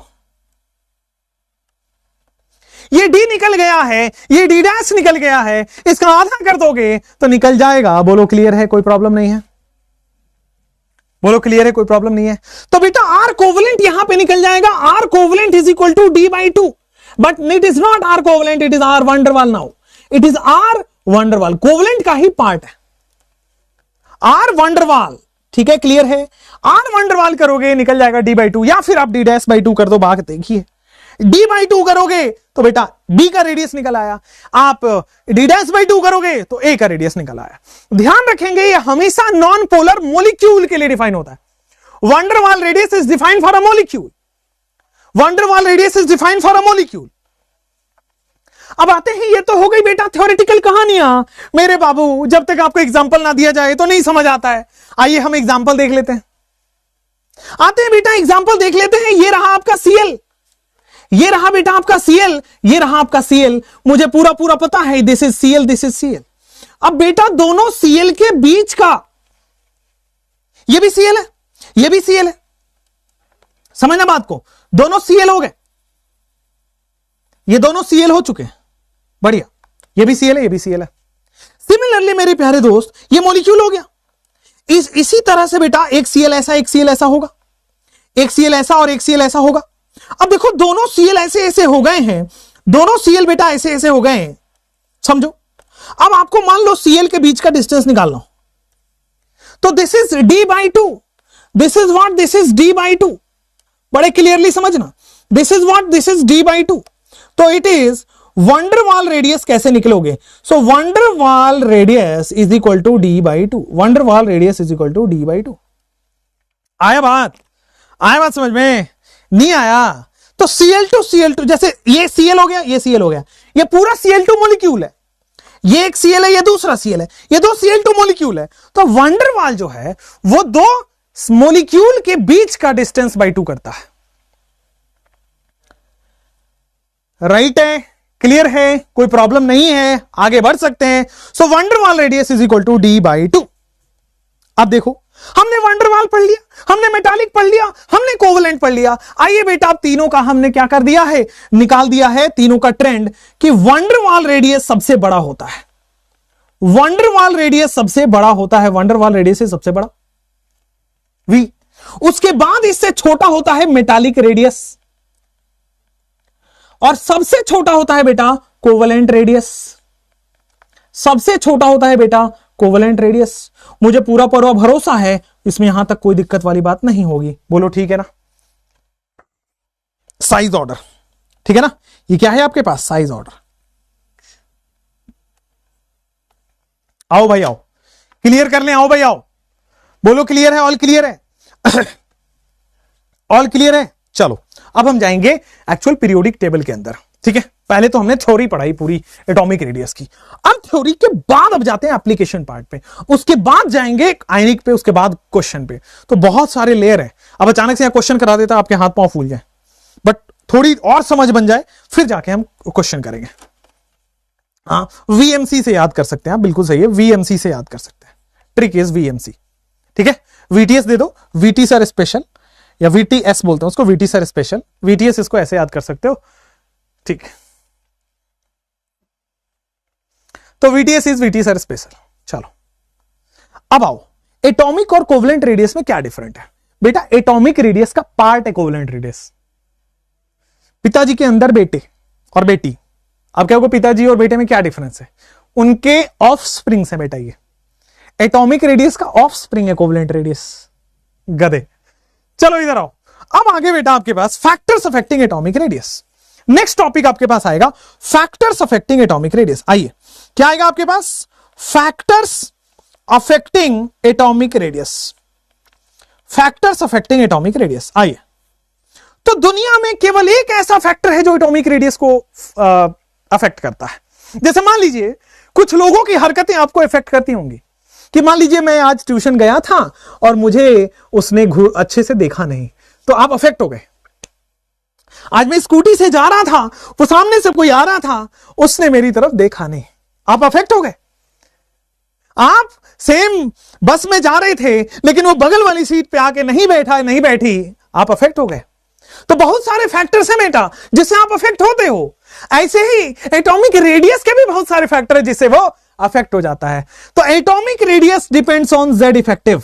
एक ही इफेक्ट है जिससे ये इफेक्ट हो, एक ही फैक्टर है। तो atomic radius inversely proportional to Z effective. Atomic radius inversely proportional to Z effective. I hope it is clear, I hope it is clear. वो आयनिक रेडियस सबसे लास्ट में आएगा, पहले एटॉमिक रेडियस के बाद। So atomic radius inversely proportional to Z effective हो गया। बहुत अच्छा, क्लियर हो गया। चलो अब कैसे होता है, अब याद करते हैं वो पुराना दिन जब हमने जेड इफेक्टिव पढ़ा था। जेड इफेक्टिव है क्या? जेड इफेक्टिव इज न्यूक्लियस का औकात, न्यूक्लियस का अट्रैक्शन पावर, न्यूक्लियस कितना अच्छे से अट्रैक्ट कर पाता है, यही तो था जेड इफेक्टिव। तो अगर मान लो जेड इफेक्टिव ज्यादा है, चलो एक बार यहां पे लिखते हैं, मान लो जेड इफेक्टिव ज्यादा है। सोचो न्यूक्लियस का पावर बढ़ गया, न्यूक्लियस की औकात बढ़ गई, न्यूक्लियस का अट्रैक्शन बढ़ गया। इसका मतलब न्यूक्लियस खींच सकता है, खींचेगा, अपने पास बुलाएगा, बाहर वाले इलेक्ट्रॉन को अपने पास ले आएगा। इसका मतलब साइज छोटा हो गया। अरे पहले दूर दूर थे, अब पास ले आएगा। न्यूक्लियस अट्रैक्ट ज्यादा कर रहा है, जेड इफेक्टिव बढ़ रहा है, न्यूक्लियस अट्रैक्ट ज्यादा कर रहा है, पास बुला रहा है, साइज कम हो रहा है। अरे नहीं आया, अरे बिल्कुल भी नहीं आया। अरे बेटा साइज कम हो गया ना, हुआ नहीं हुआ? हुआ। जेड इफेक्टिव बढ़ा, न्यूक्लियस की पावर बढ़ी, न्यूक्लियस का ताकत बढ़ा, न्यूक्लियस का ताकत मतलब अट्रैक्शन बढ़ा, अट्रैक्शन बढ़ा मतलब पास बुलाया, पास बुलाने के बाद तो बेटा दूरियां कम हो जाती है, अट्रैक्शन ज्यादा हो जाता है, दूरियां कम हो जाती है, साइज कम हो जाता है। ओफो, समझ आ रहा है कि नहीं आ रहा? आ रहा है ना? चलो अगर मान लीजिए जेड इफेक्टिव कम है, अगर मान लीजिए जेड इफेक्टिव कम है मतलब न्यूक्लियस का अट्रैक्शन कम है, न्यूक्लियस पास नहीं बुला पा रहा, इसका मतलब दूरियां बढ़ी है, वो दूर है बेटा, साइज बढ़ गया। तो सीधा सीधा मतलब समझ में आया कि नहीं आया? Therefore I said Z effective का इनवर्सली प्रोपोर्शनल है। बोलना हल्के हल्के, बोलना हल्के, कमेंट्स में समझ आ रहा है कि नहीं? तो एटॉमिक रेडियस जेड इफेक्टिव का इनवर्सली प्रोपोर्शनल होता है। जेड इफेक्टिव बढ़ेगा, एटॉमिक रेडियस कम होगा। अब इसको हम क्या करते हैं बेटा, एक प्यारा सा वीटी सर का गिफ्ट है, इस गिफ्ट बॉक्स में हम इसको बंद कर देते हैं। अच्छा, तो जे बात थी, जे बात के लिए आप इतने देर से पढ़ा रहे थे, atomic radius inversely proportional to Z effective. हाँ, अब फैक्टर्स अफेक्टिंग एटॉमिक रेडियस के बाद आता है trends in atomic radius. Factors affecting atomic radius के बाद आता है मेरे प्यारे न्यारे बच्चों ट्रेंड्स इन एटॉमिक रेडियस। अरे तो ट्रेंड्स इन एटॉमिक रेडियस में पहले हम बात करेंगे पीरियड में कैसे होता है, फिर हम बात करेंगे बेटा ग्रुप में कैसे होता है। अच्छा, पीरियड में कुछ कुछ होता है, क्या होता है सर जी? हम पढ़ चुके हैं पीरियड में लेफ्ट से राइट जाने पे z इफेक्टिव बढ़ता है।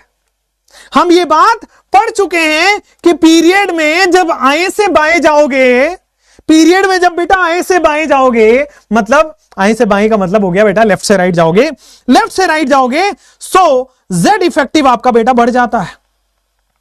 लेफ्ट से राइट जाने पे z इफेक्टिव बढ़ रहा है, लेफ्ट से राइट जाने पे z इफेक्टिव बढ़ रहा है, न्यूक्लियस की पावर बढ़ रही है, न्यूक्लियस का अट्रैक्शन बढ़ रहा है, न्यूक्लियस का ताकत बढ़ रहा है, पास बुला रहा है, और बेटा पास पास तो दूरियां बढ़ गई, साइज कम हो गया। अगर z इफेक्टिव बढ़ेगा तो क्या मैं चीख चीख के बोल सकता हूं कि साइज कम होगा? तो बेटा z इफेक्टिव बढ़ा, साइज कम हुआ। हमें तो इस क्लास में इतना सीखना है, लेफ्ट से राइट में साइज हुआ बेटा कम होगा। जैसे जैसे लेफ्ट से राइट जाओगे, जैसे जैसे बाएं से दाएं जाओगे, बेटा साइज कम होगा। बोलो क्लियर? आए से बाएं बोलो, बाएं से दाएं बोलो, बात एक ही है।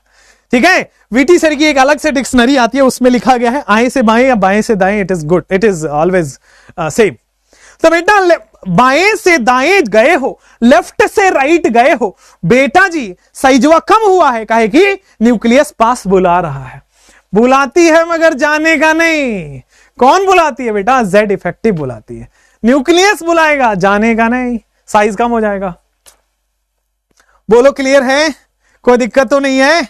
आगे बढ़ सकते हैं, चलिए। अब देखो टॉप से बॉटम ग्रुप में z इफेक्टिव तो कांस्टेंट है, तो इसका मतलब अगर z इफेक्टिव कांस्टेंट है तो ये अफेक्ट नहीं कर रहा। z इफेक्टिव से हम नहीं देखेंगे।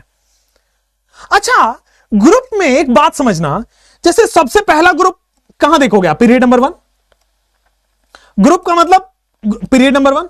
टॉप से बॉटम जाओगे तो आपको दिखेगा पीरियड नंबर 2, और नीचे जाओगे तो आपको दिखेगा पीरियड नंबर 3, और नीचे जाओगे तो पीरियड नंबर 4, और नीचे जाओगे पीरियड नंबर 5। अरे गजब, जैसे जैसे नीचे जा रहे हो पीरियड चेंज हो रहा है। ये ग्रुप की प्रॉपर्टी है। ग्रुप में टॉप से बॉटम जा रहे हो तो बेटा पीरियड चेंज होता है। अच्छा, पीरियड नंबर 1 का मतलब? पीरियड नंबर 1 का मतलब उसमें केवल एक शेल है। यस, पीरियड नंबर 1 का मतलब समझ रहे हो बेटा? उसमें केवल एक शेल है। अच्छा, पीरियड नंबर 2 का मतलब? उसमें बेटा 2 शेल है। ये तो है ही, एक और भी है। ओके। पीरियड नंबर 3 का मतलब उसमें 3 शेल है। This is called as visualization in chemistry. Period number 3 का मतलब बेटा उसमें 3 शेल है। ये हो गया फर्स्ट शेल, ये हो गया सेकंड शेल, ये हो गया थर्ड शेल। पीरियड नंबर 4 का मतलब बेटा जी उसमें 4 शेल है रे, उसमें 4 शेल है। तो पीरियड नंबर 4 का मतलब 1, उसमें 2, उसमें 3, उसमें 4। तो जैसे जैसे नीचे जाओगे नंबर ऑफ शेल्स बढ़ रहे हैं, साइज बढ़ रहा है। तो बेटा इन अ ग्रुप, एक ग्रुप में क्या होता है? In a group top to bottom shell number of shell increases, size increases. अरे हां या ना बोलना तो पड़ेगा। हाँ या, सेलिंग इफेक्ट डिक्रीज होगा। अरे प्रियानुज बेटा क्या कर रहे हो? हमने बता रखा है जेड इफेक्टिव कांस्टेंट होता है ग्रुप में, प्रूफ भी किया था। गलतियां बुलाती है मगर जाने का नहीं। बोलो क्लियर? क्या कोई दिक्कत नहीं? क्या आगे बढ़ सकते हैं क्या? तो बेटा जैसे जैसे नीचे जाओगे, एक शेल से 2 शेल, 2 शेल से 3 शेल। अब जैसे मान लो आपके पास पहले बहुत पैसा कम होगा, जैसे मान लो आप डॉक्टर बनोगे, इंटर्नशिप में आपको अच्छे डॉक्टर हो अगर तो 70,000 रुपए मिल जाते हैं। 70,000 इंटर्नशिप में, पढ़ाई भी चल रही है और वो भी चल रहा है, 70,000 रुपए होते हैं एम्स से करोगे तो। ठीक है, तो 70,000 रुपए आपको मिलेंगे। तो आप क्या करोगे? 1 BHK जाके, दिल्ली में बेटा 50,000 रुपए रेंट है, मतलब मैं जहां रह रहा हूं वहां तो 50,000 रुपए रह रहा हूं, दिल्ली मतलब नोएडा में, तो बहुत ही रेंट है इधर। तो भाई यहाँ पे तो एक सेकेंड, यहाँ एक ग्रुप एक है, एक शेल है, चलो अच्छी बात है। अब एक कमरे का रूम आपने लिया था, बड़ा छोटा सा लिया था। अब मान लो आपकी नौकरी लग गई, अच्छा कहीं उधर बढ़िया बढ़िया हॉस्पिटल में आपने दिया इंटरव्यू और आपका हो गया, तो आपने थोड़ा 70 से आप क्या कमाने लगे? आप मान लो 1-2 लाख कमाने लगे, तो आपने 2 बेडरूम लिया, थोड़ा और बड़ा हो गया। फिर थोड़ा और टाइम बीता, आप सीनियर डॉक्टर में काउंट होने लगे, तो आपने खुद का बंगला लिया है। फिर आप गांव खरीद सकते हो, फिर आप शहर खरीद सकते हो, फिर डॉक्टर्स के पास इतने पैसे होते हैं कुछ भी खरीद सकते हैं, राइट? तो ये होता है left to right Z effective increases, size decreases. ठीक है, और in a period top to bottom number of shell increases, size increases. ठीक है, क्लियर है, कोई दिक्कत नहीं है, समझ में आ गया, आगे बढ़ सकते हैं। तो बेटा पीरियड में कैसे वेरी करेगा, ग्रुप में कैसे वेरी करेगा, इसका एक डायग्राम बना लीजिए। डायग्राम कुछ ऐसा है, ये रहा लेफ्ट से राइट, बोलो, ये रहा लेफ्ट से राइट, और ये रहा टॉप से बॉटम, बोलो। अजय हाँ जी कि ना जी बोलना पड़ेगा। बेटा लेफ्ट से राइट, चूंकि जेड इफेक्टिव बढ़ रहा है तो साइजवा कम हो रहा है। उसके बाद टॉप से बॉटम, चूंकि बेटा नंबर ऑफ शेल बढ़ रहा है, सॉरी साइज कम हो रहा है, हाँ ठीक है, नंबर ऑफ शेल बढ़ रहा है तो साइज कम हो रहा है। हाँ जी कि ना जी? एजी ओजी करने में तो आपको मजा ही आता होगा। आपको पता है एजी किसको बोलते हैं? एजी नए नए उधर शादी वादी होती है ना, वो थोड़ा सा इंटीरियर्स की बात कर रहा हूं। वैसे तो आजकल तो यार नाम से बुलाते हैं। जैसे मान लो मैं विशाल हूं, तो अगर मेरी कल को शादी होती है अगर, तो बेटा वो मेरे को बुलाए, मेरे को ऐसा नहीं, मैं उम्मीद नहीं करता हूं कि मेरे को कोई आप बुलाए। ऐसा करोगे तो आप दुख में रहोगे। बड़ा सिंपल क्लियर रखो, मेरे को कोई विशाल ही बुला ले, ऐसे तू वो करके इधर आ उधर जा करके ना बुलाए, वही बड़ी बात है। विशाल प्लीज इधर आ जाओ, इधर ही यही कह दे तो बड़ी खुशनसीब आप हो। ठीक है, आजकल का ऐसा है, जो हमसे पिछला जनरेशन था तो वो आप करके बुलाया करते थे, मतलब टू द मेल। अब आई डोंट नो ये सही था कि गलत था, उस डिबेट में नहीं जाऊंगा। उससे पहले वाले जो जोन में ऐसे बुलाया करते थे।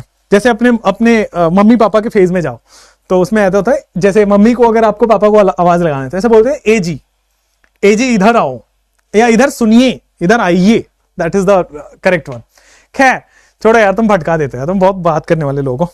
चलो इधर आओ, पढ़ाई करो। हाँ, साइज इंक्रीज होगा, ठीक है, साइज इंक्रीज होगा।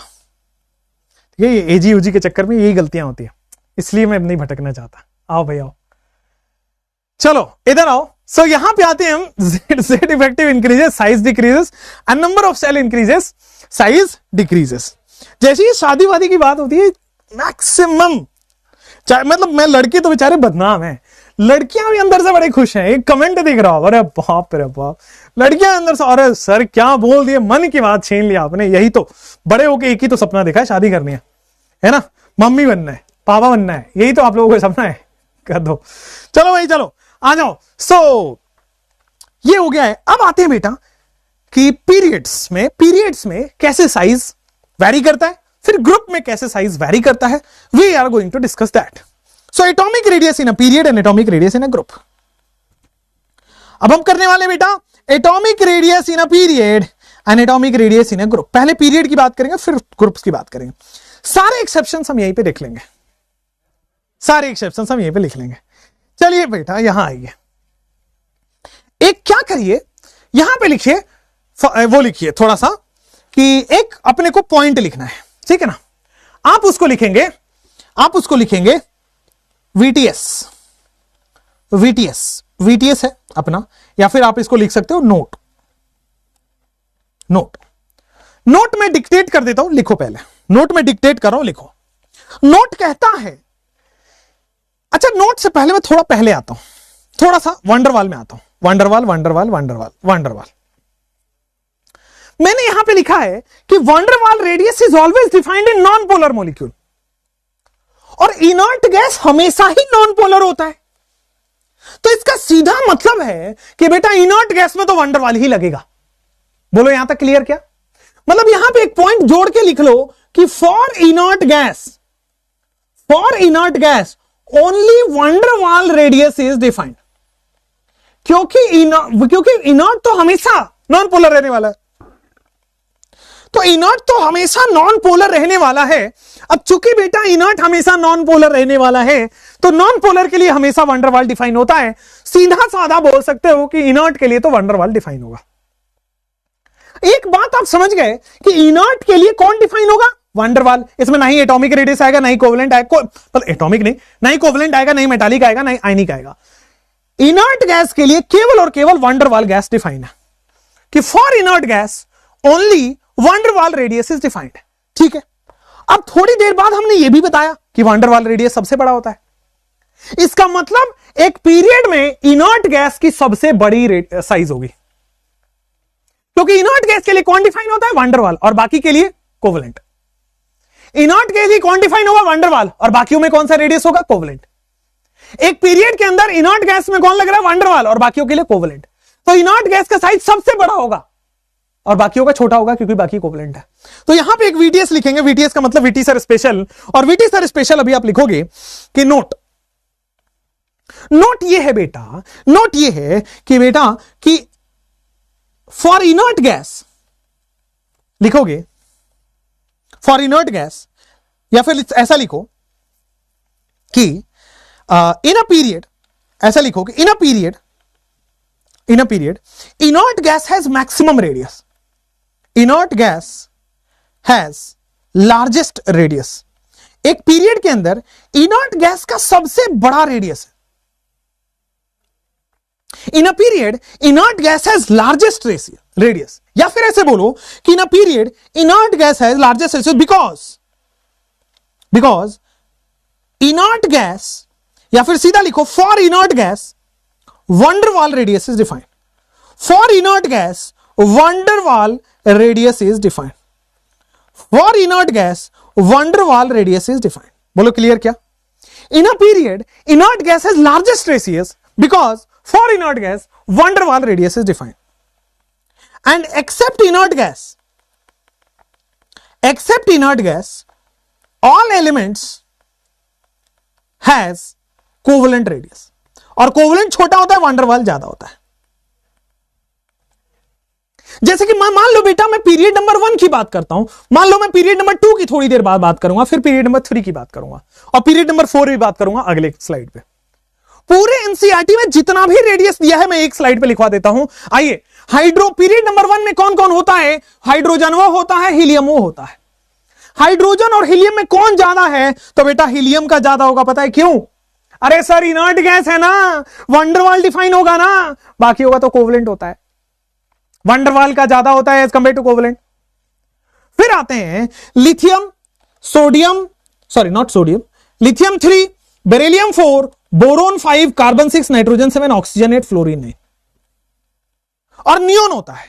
तो नियोन में वैन डर वाल है, नियोन में क्या है? वैन डर वाल है, और नियोन का तो सबसे बड़ा हो जाएगा भाई रेडियस, नियोन का तो सबसे बड़ा हो जाएगा क्या? रेडियस, क्योंकि वैन डर वाल डिफाइन हो रहा है और नियोन का बड़ा हो गया बस। उसके बाद बाकियों का तो लेफ्ट से राइट जाओगे साइज कम होगा, बाकियों में लेफ्ट से राइट जाओगे साइज कम हो जाएगा। बोलो क्लियर? उसी तरह sir sodium, magnesium, aluminium, silicon, phosphorus, sulphur, chlorine. भाई एक पीरियड के अंदर अभी अभी हमने देखा कि पीरियड में लेफ्ट से राइट जाओगे, बाएं से दाएं जाओगे, साइज कम होगा। अरे बेटा साइज कम हो रहा है, देखो बेटा साइज कम हो रहा। लेकिन जैसे ही हम आर्गन के पास पहुंचे, आर्गन का वैन डर वाल रेडियस और ये सब कोवेलेंट रेडियस है, तो वैन डर वाल रेडियस सबसे ज्यादा हो गया। बोलो क्लियर ना? कोई दिक्कत तो नहीं ना? आगे बढ़ सकते हैं ना? बाबू क्लियर हो रहा है? बोलो which element have metallic radius? बच्चा डी ब्लॉक वाले, ट्रांजिशन मेटल वाले मेटालिक रेडियस होते हैं। जो मेटल होगा उसी में मेटालिक रेडियस लगेगा। आयरन मेटल है, आपके पास टिन मेटल है, बहुत जितने भी मेटल्स, एल्युमिनियम है, मैग्नीशियम है, बेरिलियम है, बैरियम है, रेडियम है, जितने भी मेटल्स हैं उनमें मेटालिक रेडियस डिफाइन होता है। बाद बाकी जितने भी नॉन मेटल्स है बॉस आपके पास, उसमें कोवेलेंट रेडियस डिफाइन होगा। क्लियर हुआ? कोई प्रॉब्लम नहीं है, आगे बढ़ सकते हैं।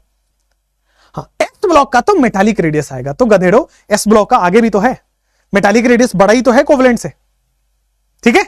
लेकिन हम मेटालिक रेडियस, जैसा कि मैंने पहले बताया, मेटालिक बॉन्ड आपके सिलेबस में नहीं है, तो थोड़ा हमारी भी कर लीजिए ना कि हम थोड़ा ठीक ठाक सिलेक्शन दे चुके हैं, पढ़ा चुके हैं, सही ही बोल रहे होंगे, है ना? क्लियर है ना? तो मेटालिक बॉन्ड आपके सिलेबस में नहीं तो काहे फालतू को बात करें मेटालिक रेडियस का। ये देखो ये कौन है, ये अपना नाम नहीं लिख रहा है, बोलता है VT sir is so romantic.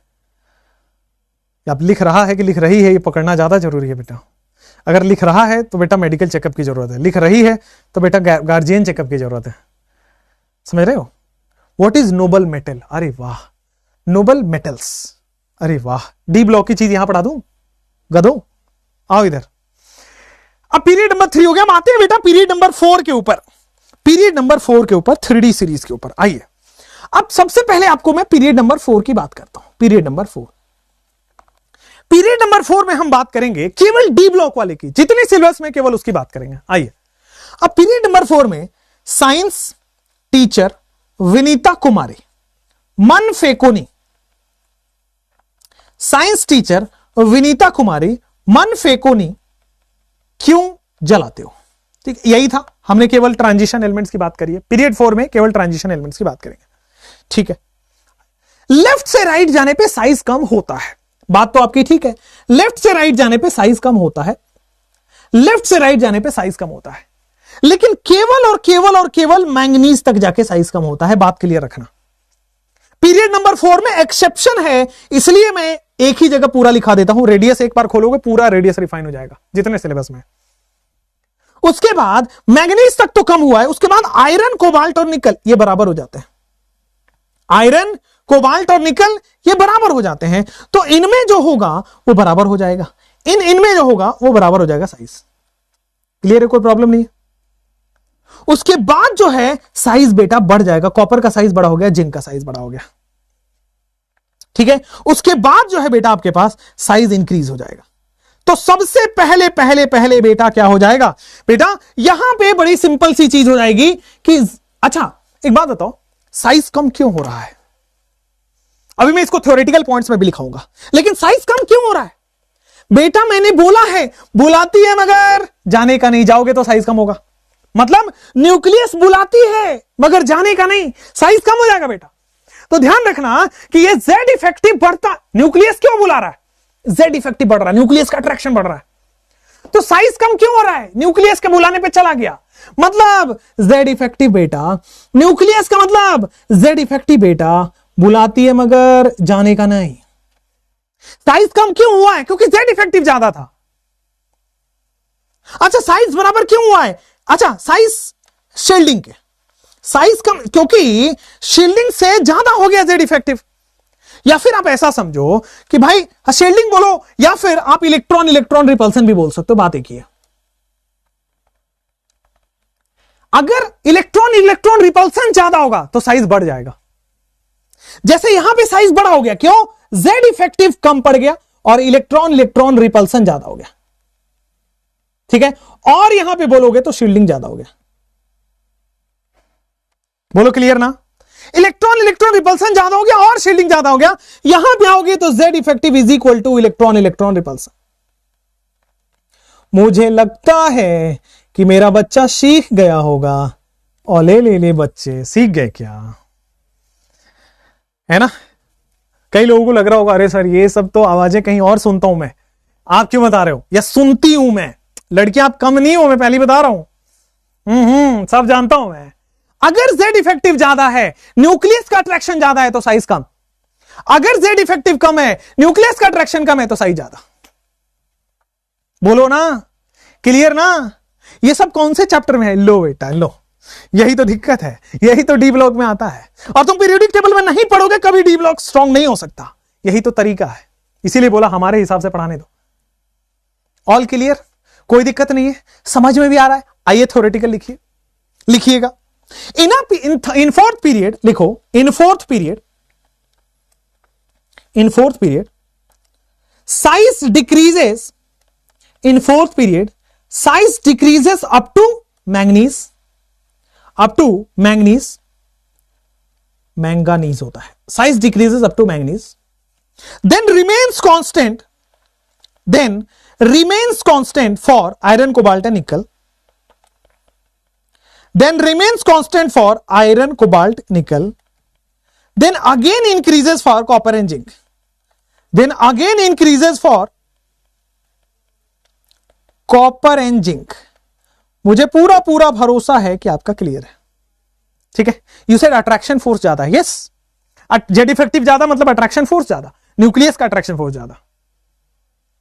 ठीक है, समझ में आ गया, ऑल गुड है।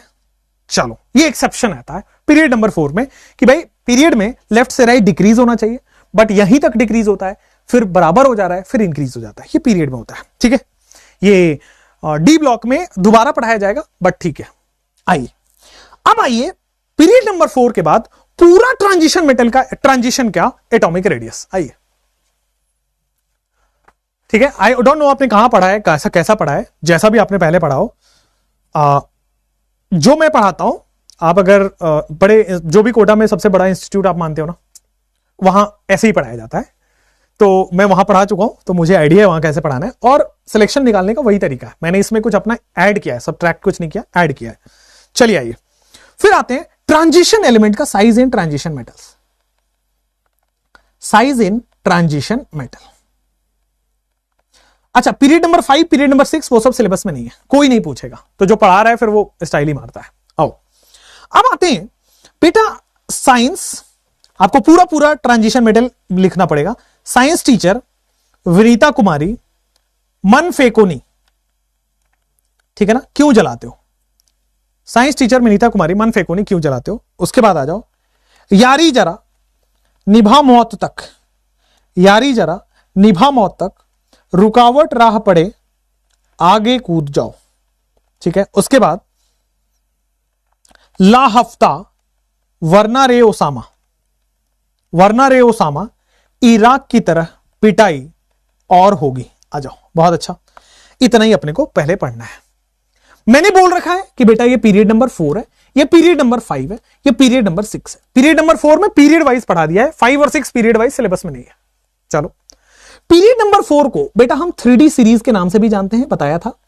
पीरियड नंबर 5 को बेटा हम N-1D सीरीज के नाम से जानते हैं, 4D सीरीज, N-1D सीरीज के नाम से जानते हैं, ठीक है, ठीक है या ओके।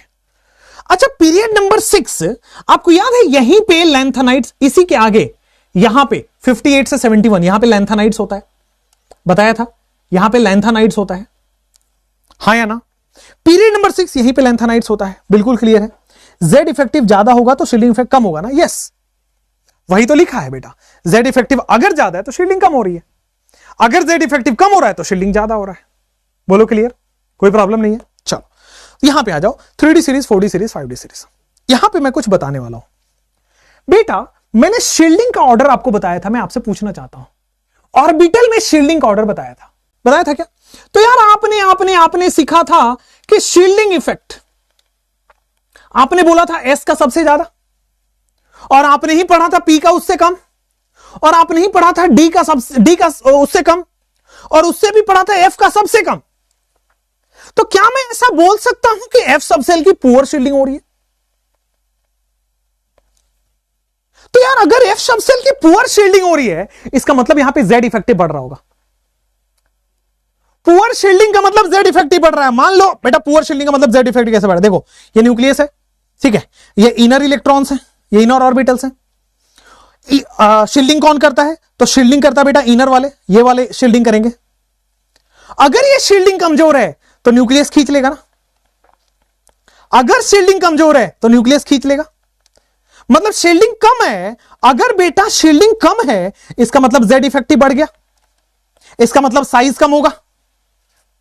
बात समझना, या तो जेड इफेक्टिव बढ़ जाए तो साइज कम होगा, या तो शील्डिंग कम हो जाए तो साइज कम होगा। समझना बात को। अब एफ ऑर्बिटल क्या करता है बेटा? बहुत पुअर शील्डिंग, एफ ऑर्बिटल की शील्डिंग कमजोर है, तो इसका मतलब जहां भी एफ ऑर्बिटल आएगा वहां पे वहां पे अट्रैक्शन बढ़ जाएगा, क्योंकि शील्डिंग कम होगा अट्रैक्शन बढ़ेगा। जेड इफेक्टिव बढ़ना मतलब अट्रैक्शन बढ़ना। तो एफ ऑर्बिटल यहां आ रहा है, ध्यान रखना।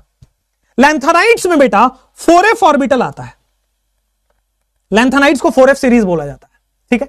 अब यहां पे इलेक्ट्रॉन 4f सबसेल में जा रहा है, तो यहां पे लग रही है पुअर शील्डिंग, और पुअर शील्डिंग लगने की वजह से इनकी साइज हो गई कम, इनकी साइज हो गई कम। ध्यान रखना, लैंथेनाइट्स लैंथेनम के बाद आता है। यहां पे क्या आ गया? 4f ऑर्बिटल की पुअर शील्डिंग है, 4f ऑर्बिटल में जो इलेक्ट्रॉन्स हैं उनकी पुअर शील्डिंग लगा रहे वो, और बेटा 4f ऑर्बिटल में जो इलेक्ट्रॉन्स हैं उनकी पुअर शील्डिंग, और पुअर शील्डिंग का मतलब साइज कम, पुअर शील्डिंग का मतलब बेटा साइज कम हो गया। इसका मतलब इसका साइज कम हो गया, इसका साइज कम हो गया, इसका साइज कम हो गया, इसका साइज कम हो गया, इसका साइज कम हो गया। अच्छा, साइज कम होके जिरकोनियम के बराबर, ऊपर वाले के बराबर हो जाता है। इसका साइज कम होगा, पता है क्यों? क्योंकि यहां पे लग रहा है लैंथेनाइड कॉन्ट्रैक्शन। ये जो 4f की पुअर शील्डिंग मैंने बोला, ये जो 4f की पुअर शील्डिंग बोला, उसको बोलते हैं lanthanide contraction. What is lanthanide contraction? बड़ी सिंपलेस्ट वे में समझा चुका हूं। लैंथेनाइड कॉन्ट्रैक्शन है क्या? तो 6th पीरियड में एफ सबसेल की पुअर शील्डिंग होती है जिसकी वजह से साइज कम हो जाता है, यही लेंथेनाइड कॉन्ट्रैक्शन है। मेरे साथ बोलेंगे लेंथेनाइड कॉन्ट्रैक्शन। 6th पीरियड में एफ ब्लॉक की पुअर शील्डिंग की वजह से, या एफ सबसेल की पुअर शील्डिंग की वजह से, या एफ सबसेल की इलेक्ट्रॉन्स की पुअर शील्डिंग की वजह से साइज कम हो जाता है, जिसकी वजह से, जिसको हम लेंथेनाइड कॉन्ट्रैक्शन बोलते हैं। लेंथेनाइड कॉन्ट्रैक्शन है क्या? 4f ऑर्बिटल के इलेक्ट्रॉन की पुअर शील्डिंग, साइज कम, लेंथेनाइड कॉन्ट्रैक्शन। 4f ऑर्बिटल के इलेक्ट्रॉन की पुअर शील्डिंग, साइज कम, लेंथेनाइड कॉन्ट्रैक्शन बढ़ गया। बोलो क्लियर, बोलो क्लियर, कोई प्रॉब्लम नहीं है। 4f ऑर्बिटल के इलेक्ट्रॉन की पुअर शील्डिंग, लेंथेनाइड कॉन्ट्रैक्शन, बोलो समझ में आ गया, साइज कम हो गया। अब लेंथेनाइड कॉन्ट्रैक्शन से क्या हुआ बेटा? इन सब का साइज कम हो गया। ध्यान रखिएगा मैं जो बोल रहा हूं, लैंथेनम के बाद एफ ऑर्बिटल आता है। लैंथेनम डी ब्लॉक का एलिमेंट है, इसके बाद के 14 एलिमेंट एफ ब्लॉक होते हैं, तो इसके बाद से एफ ब्लॉक में पुअर शेडिंग हुआ है, इसके बाद से साइज कम हुआ है। लैंथेनम का साइज कम नहीं होता, और जो साइज कम हुआ है, इतना कम हुआ है कि ऊपर वाले के बराबर हो गया। साइज कम हुआ है, इतना कम हुआ कि ऊपर वाले के बराबर हो गया। साइज कम हुआ है, इतना कम हो गया कि बेटा ऊपर वाले के बराबर हो गया। बोलो बेटा समझ आया क्या? साइज कम हो गया, इतना कम हो गया कि ऊपर वाले के बराबर हो गया। अरे हां या ना बोलना तो पड़ेगा। बोलो क्लियर ना, कोई दिक्कत नहीं ना, आगे बढ़ सकते हैं ना? अरे हां या ना बोलना पड़ेगा, ऐसा तो नहीं चलेगा। बोलना हल्के हल्के, क्लियर है कि नहीं? बोलना हल्के हल्के, क्लियर है कि नहीं? अरे बोलो ना बच्चे, अरे अरे बोलो ना। ऐसे कैसे चलेगा भैया? बोलो, ऐसे कैसे चलेगा? बोलो। Megha Chaudhary clear sir, thank you. आइए, तो लैंथेनाइड्स हो गया यहां पे, इट इज लैंथेनाइड कॉन्ट्रैक्शन। यहां पे ये पुअर शील्डिंग है, वहां पे वो साइज कम हो रहा है। बोलना हल्के हल्के बेटा, बहुत है बढ़िया, अमेजिंग। आइए अब अगले पेज पे आप लिखेंगे, ये तो मिटा देंगे, अगले पेज पे आप लिखेंगे कि भाई पुअर लैंथेनाइड कॉन्ट्रैक्शन क्या है। अगले पेज पे आप लिखेंगे लैंथेनाइड कॉन्ट्रैक्शन क्या है, लैंथेनाइड कॉन्ट्रैक्शन। आइए बच्चे, अमेजिंग पढ़ाई पढ़िए, आइए आइए आइए। लैंथेनाइड कॉन्ट्रैक्शन क्या है? क्लियर गुरुजी, क्लियर, बहुत है बढ़िया, फिजिक्स की क्लास है मुझे पता है। आइए, लैंथेनाइड कॉन्ट्रैक्शन। लैंथेनाइड कॉन्ट्रैक्शन क्या है आइए समझते हैं। लिखिएगा, in sixth period, in sixth period, in sixth period, in sixth period, due to poor shielding of, due to poor shielding of f subshell electrons, due to poor shielding of f subshell electrons, due to poor shielding of f subshell electrons, in sixth period due to poor shielding of f subshell electrons. बहुत अच्छा, sixth period में due to poor shielding of f subshell electrons, in sixth period due to poor shielding of f subshell electrons. ठीक है जी, sixth period वाले में due to poor shielding of f subshell electrons. अच्छा, length due to poor shielding of f subshell electrons. अच्छा, Z effective increases and hence size decreases, और उसकी वजह से क्या होता है बेटा? साइज कम हो जाता है। ठीक है, इसका रिजल्ट क्या है कि sixth period element size, sixth period element का जो साइज है becomes equal to fifth period element size, becomes equal to fifth period element size. ठीक है, sixth period element size becomes equal to fifth period element size. Clear हुआ? ठीक है, और ये जिरकोनियम और हॉफनियम वाला क्वेश्चन एक बार नहीं, दो बार नहीं, तीन बार नहीं, चार बार क्वेश्चन में एग्जाम में आया हुआ है। ये जो जिरकोनियम और हॉफनियम वाला क्वेश्चन है, और ये जब आप डी ब्लॉक खोलते हो, डी ब्लॉक का एनसीईआरटी खोलोगे, वहां पे मिलेगा आपको जिरकोनियम और हॉफनियम वाला। इट इज वीवीआई, थोड़ा लगा लीजिए इसको, जिरकोनियम हॉफनियम वाले को क्या लगाएंगे? वीवीआईपी। हाँ जी या ना जी? हाँ जी या ना जी? बिल्कुल क्लियर है, कोई प्रॉब्लम नहीं है, जिरकोनियम और हॉफनियम वाला। ठीक है, चलिए नेक्स्ट। चलो भाई, तो लैंथेनाइड कॉन्ट्रैक्शन भी क्लियर हुआ। अगर बेटा लैंथेनाइड कॉन्ट्रैक्शन क्लियर हो गया है तो हम आगे बढ़ते हैं।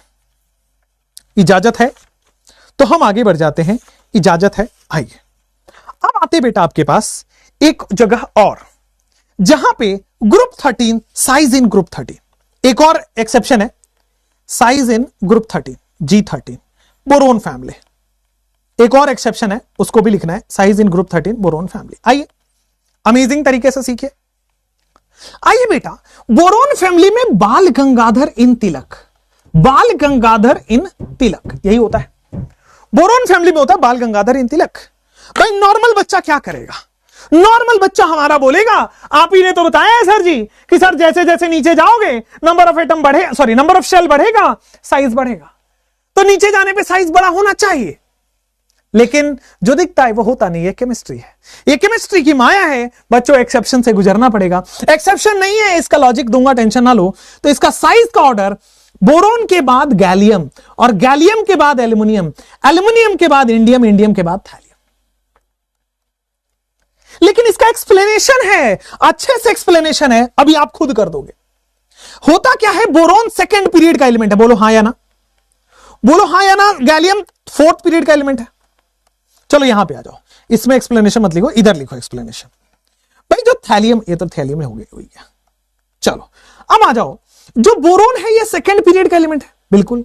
एल्यूमिनियम जो है बेटा ये थर्ड पीरियड का एलिमेंट है, गैलियम जो है ये फोर्थ पीरियड का एलिमेंट है, इंडियम जो है वो फिफ्थ पीरियड का एलिमेंट है, थैलियम जो है वो सिक्स्थ पीरियड का एलिमेंट है। अरे बोलो ना। अब एक बात बताओ, ये जो थर्ड पीरियड वाले हैं, अरे अरे अरे, अब ये जो बात बताओ, ये जो थर्ड पीरियड वाले हैं, अरे अरे अरे, सुनना सुनना सुनना, गौर से सुनना। अब ये जो बात बताओ, थर्ड पीरियड वाले भी भूल जाओ, डी ब्लॉक एलिमेंट कहां से स्टार्ट होता है? अगर आपको पीरियोडिक टेबल याद हो तो डी ब्लॉक एलिमेंट कहां से स्टार्ट होता है? तो यार फोर्थ पीरियड में डी ब्लॉक एलिमेंट स्टार्ट होता है। स्कैंडियम पहला डी ब्लॉक एलिमेंट वो फोर्थ पीरियड में आता है कैल्शियम के बाद। अब याद करो फिर से वो दिन जब मैंने आपको शील्डिंग पढ़ाया था, शील्डिंग इफेक्ट या शील्डिंग पावर पढ़ाया था। ऑर्बिटल्स की शील्डिंग और शील्डिंग पावर कौन बताएगा? ऑर्बिटल की शील्डिंग इफेक्ट और शील्डिंग पावर कौन बताएगा? S greater than, P greater than, D greater than F. F orbital में तो वेरी पुअर शील्डिंग होता है यार, एफ ऑर्बिटल में तो वेरी पुअर शील्डिंग होता है। डी ऑर्बिटल में पुअर शील्डिंग बोलते हैं, और एस और पी में ठीक ठाक शील्डिंग होता है। अब यार ये फोर्थ पीरियड में है, क्या फोर्थ पीरियड में डी ब्लॉक आता है? और डी ब्लॉक आता है तो पुअर शील्डिंग होगा, और पुअर शील्डिंग होगा तो क्या यहां भी साइज कम हो जाएगा? और चूंकि गैलियम फोर्थ पीरियड में है, इससे पहले डी ब्लॉक वाले एलिमेंट है, इसलिए बेटा डी डी कॉन्ट्रैक्शन लगता है यहां पे। गैलियम क्यों छोटा हो गया एल्यूमिनियम से? वाई गैलियम एंड एल्यूमिनियम छोटा हो गया? बिकॉज ऑफ द, इसको बोलते हैं हम ट्रांजिशन कॉन्ट्रैक्शन। इसका नाम क्या देते हैं हम? इसका नाम देते हैं बेटा ट्रांजिशन कॉन्ट्रैक्शन, या फिर क्या बोलते हैं बेटा? DD contraction. अब ट्रांजिशन कॉन्ट्रैक्शन क्या है, डीडी कॉन्ट्रैक्शन क्या है, आइए लिख लेते हैं। कहता है कि इन फोर्थ पीरियड एलिमेंट, इन फोर्थ पीरियड, लिखिए लिखिए लिखिए, गौर से लिखिए। ट्रांजिशन कॉन्ट्रैक्शन कहता है कि इन फोर्थ पीरियड एलिमेंट, आइए ना, इन फोर्थ पीरियड एलिमेंट, चौथे in fourth period element, due to poor shielding of D orbital electrons, due to poor shielding of D subshell electrons,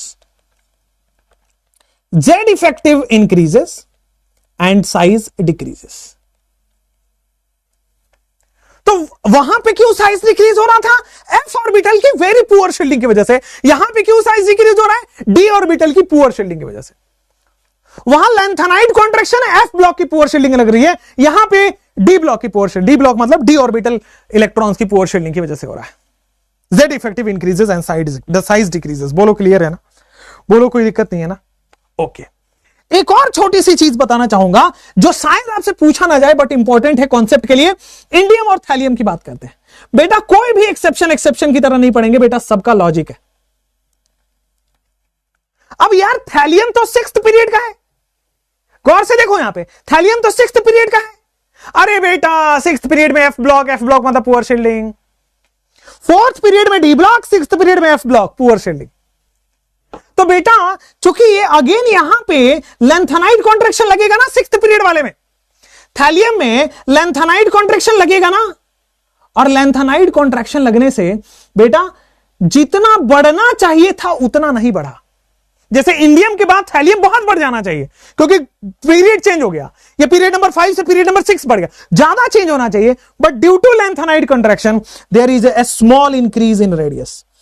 due to lanthanide contraction there is a small increase in radius. अरे बोलो ना, बोलो ना, clear है ना, कोई दिक्कत नहीं है ना, आगे बढ़ जाते हैं ना।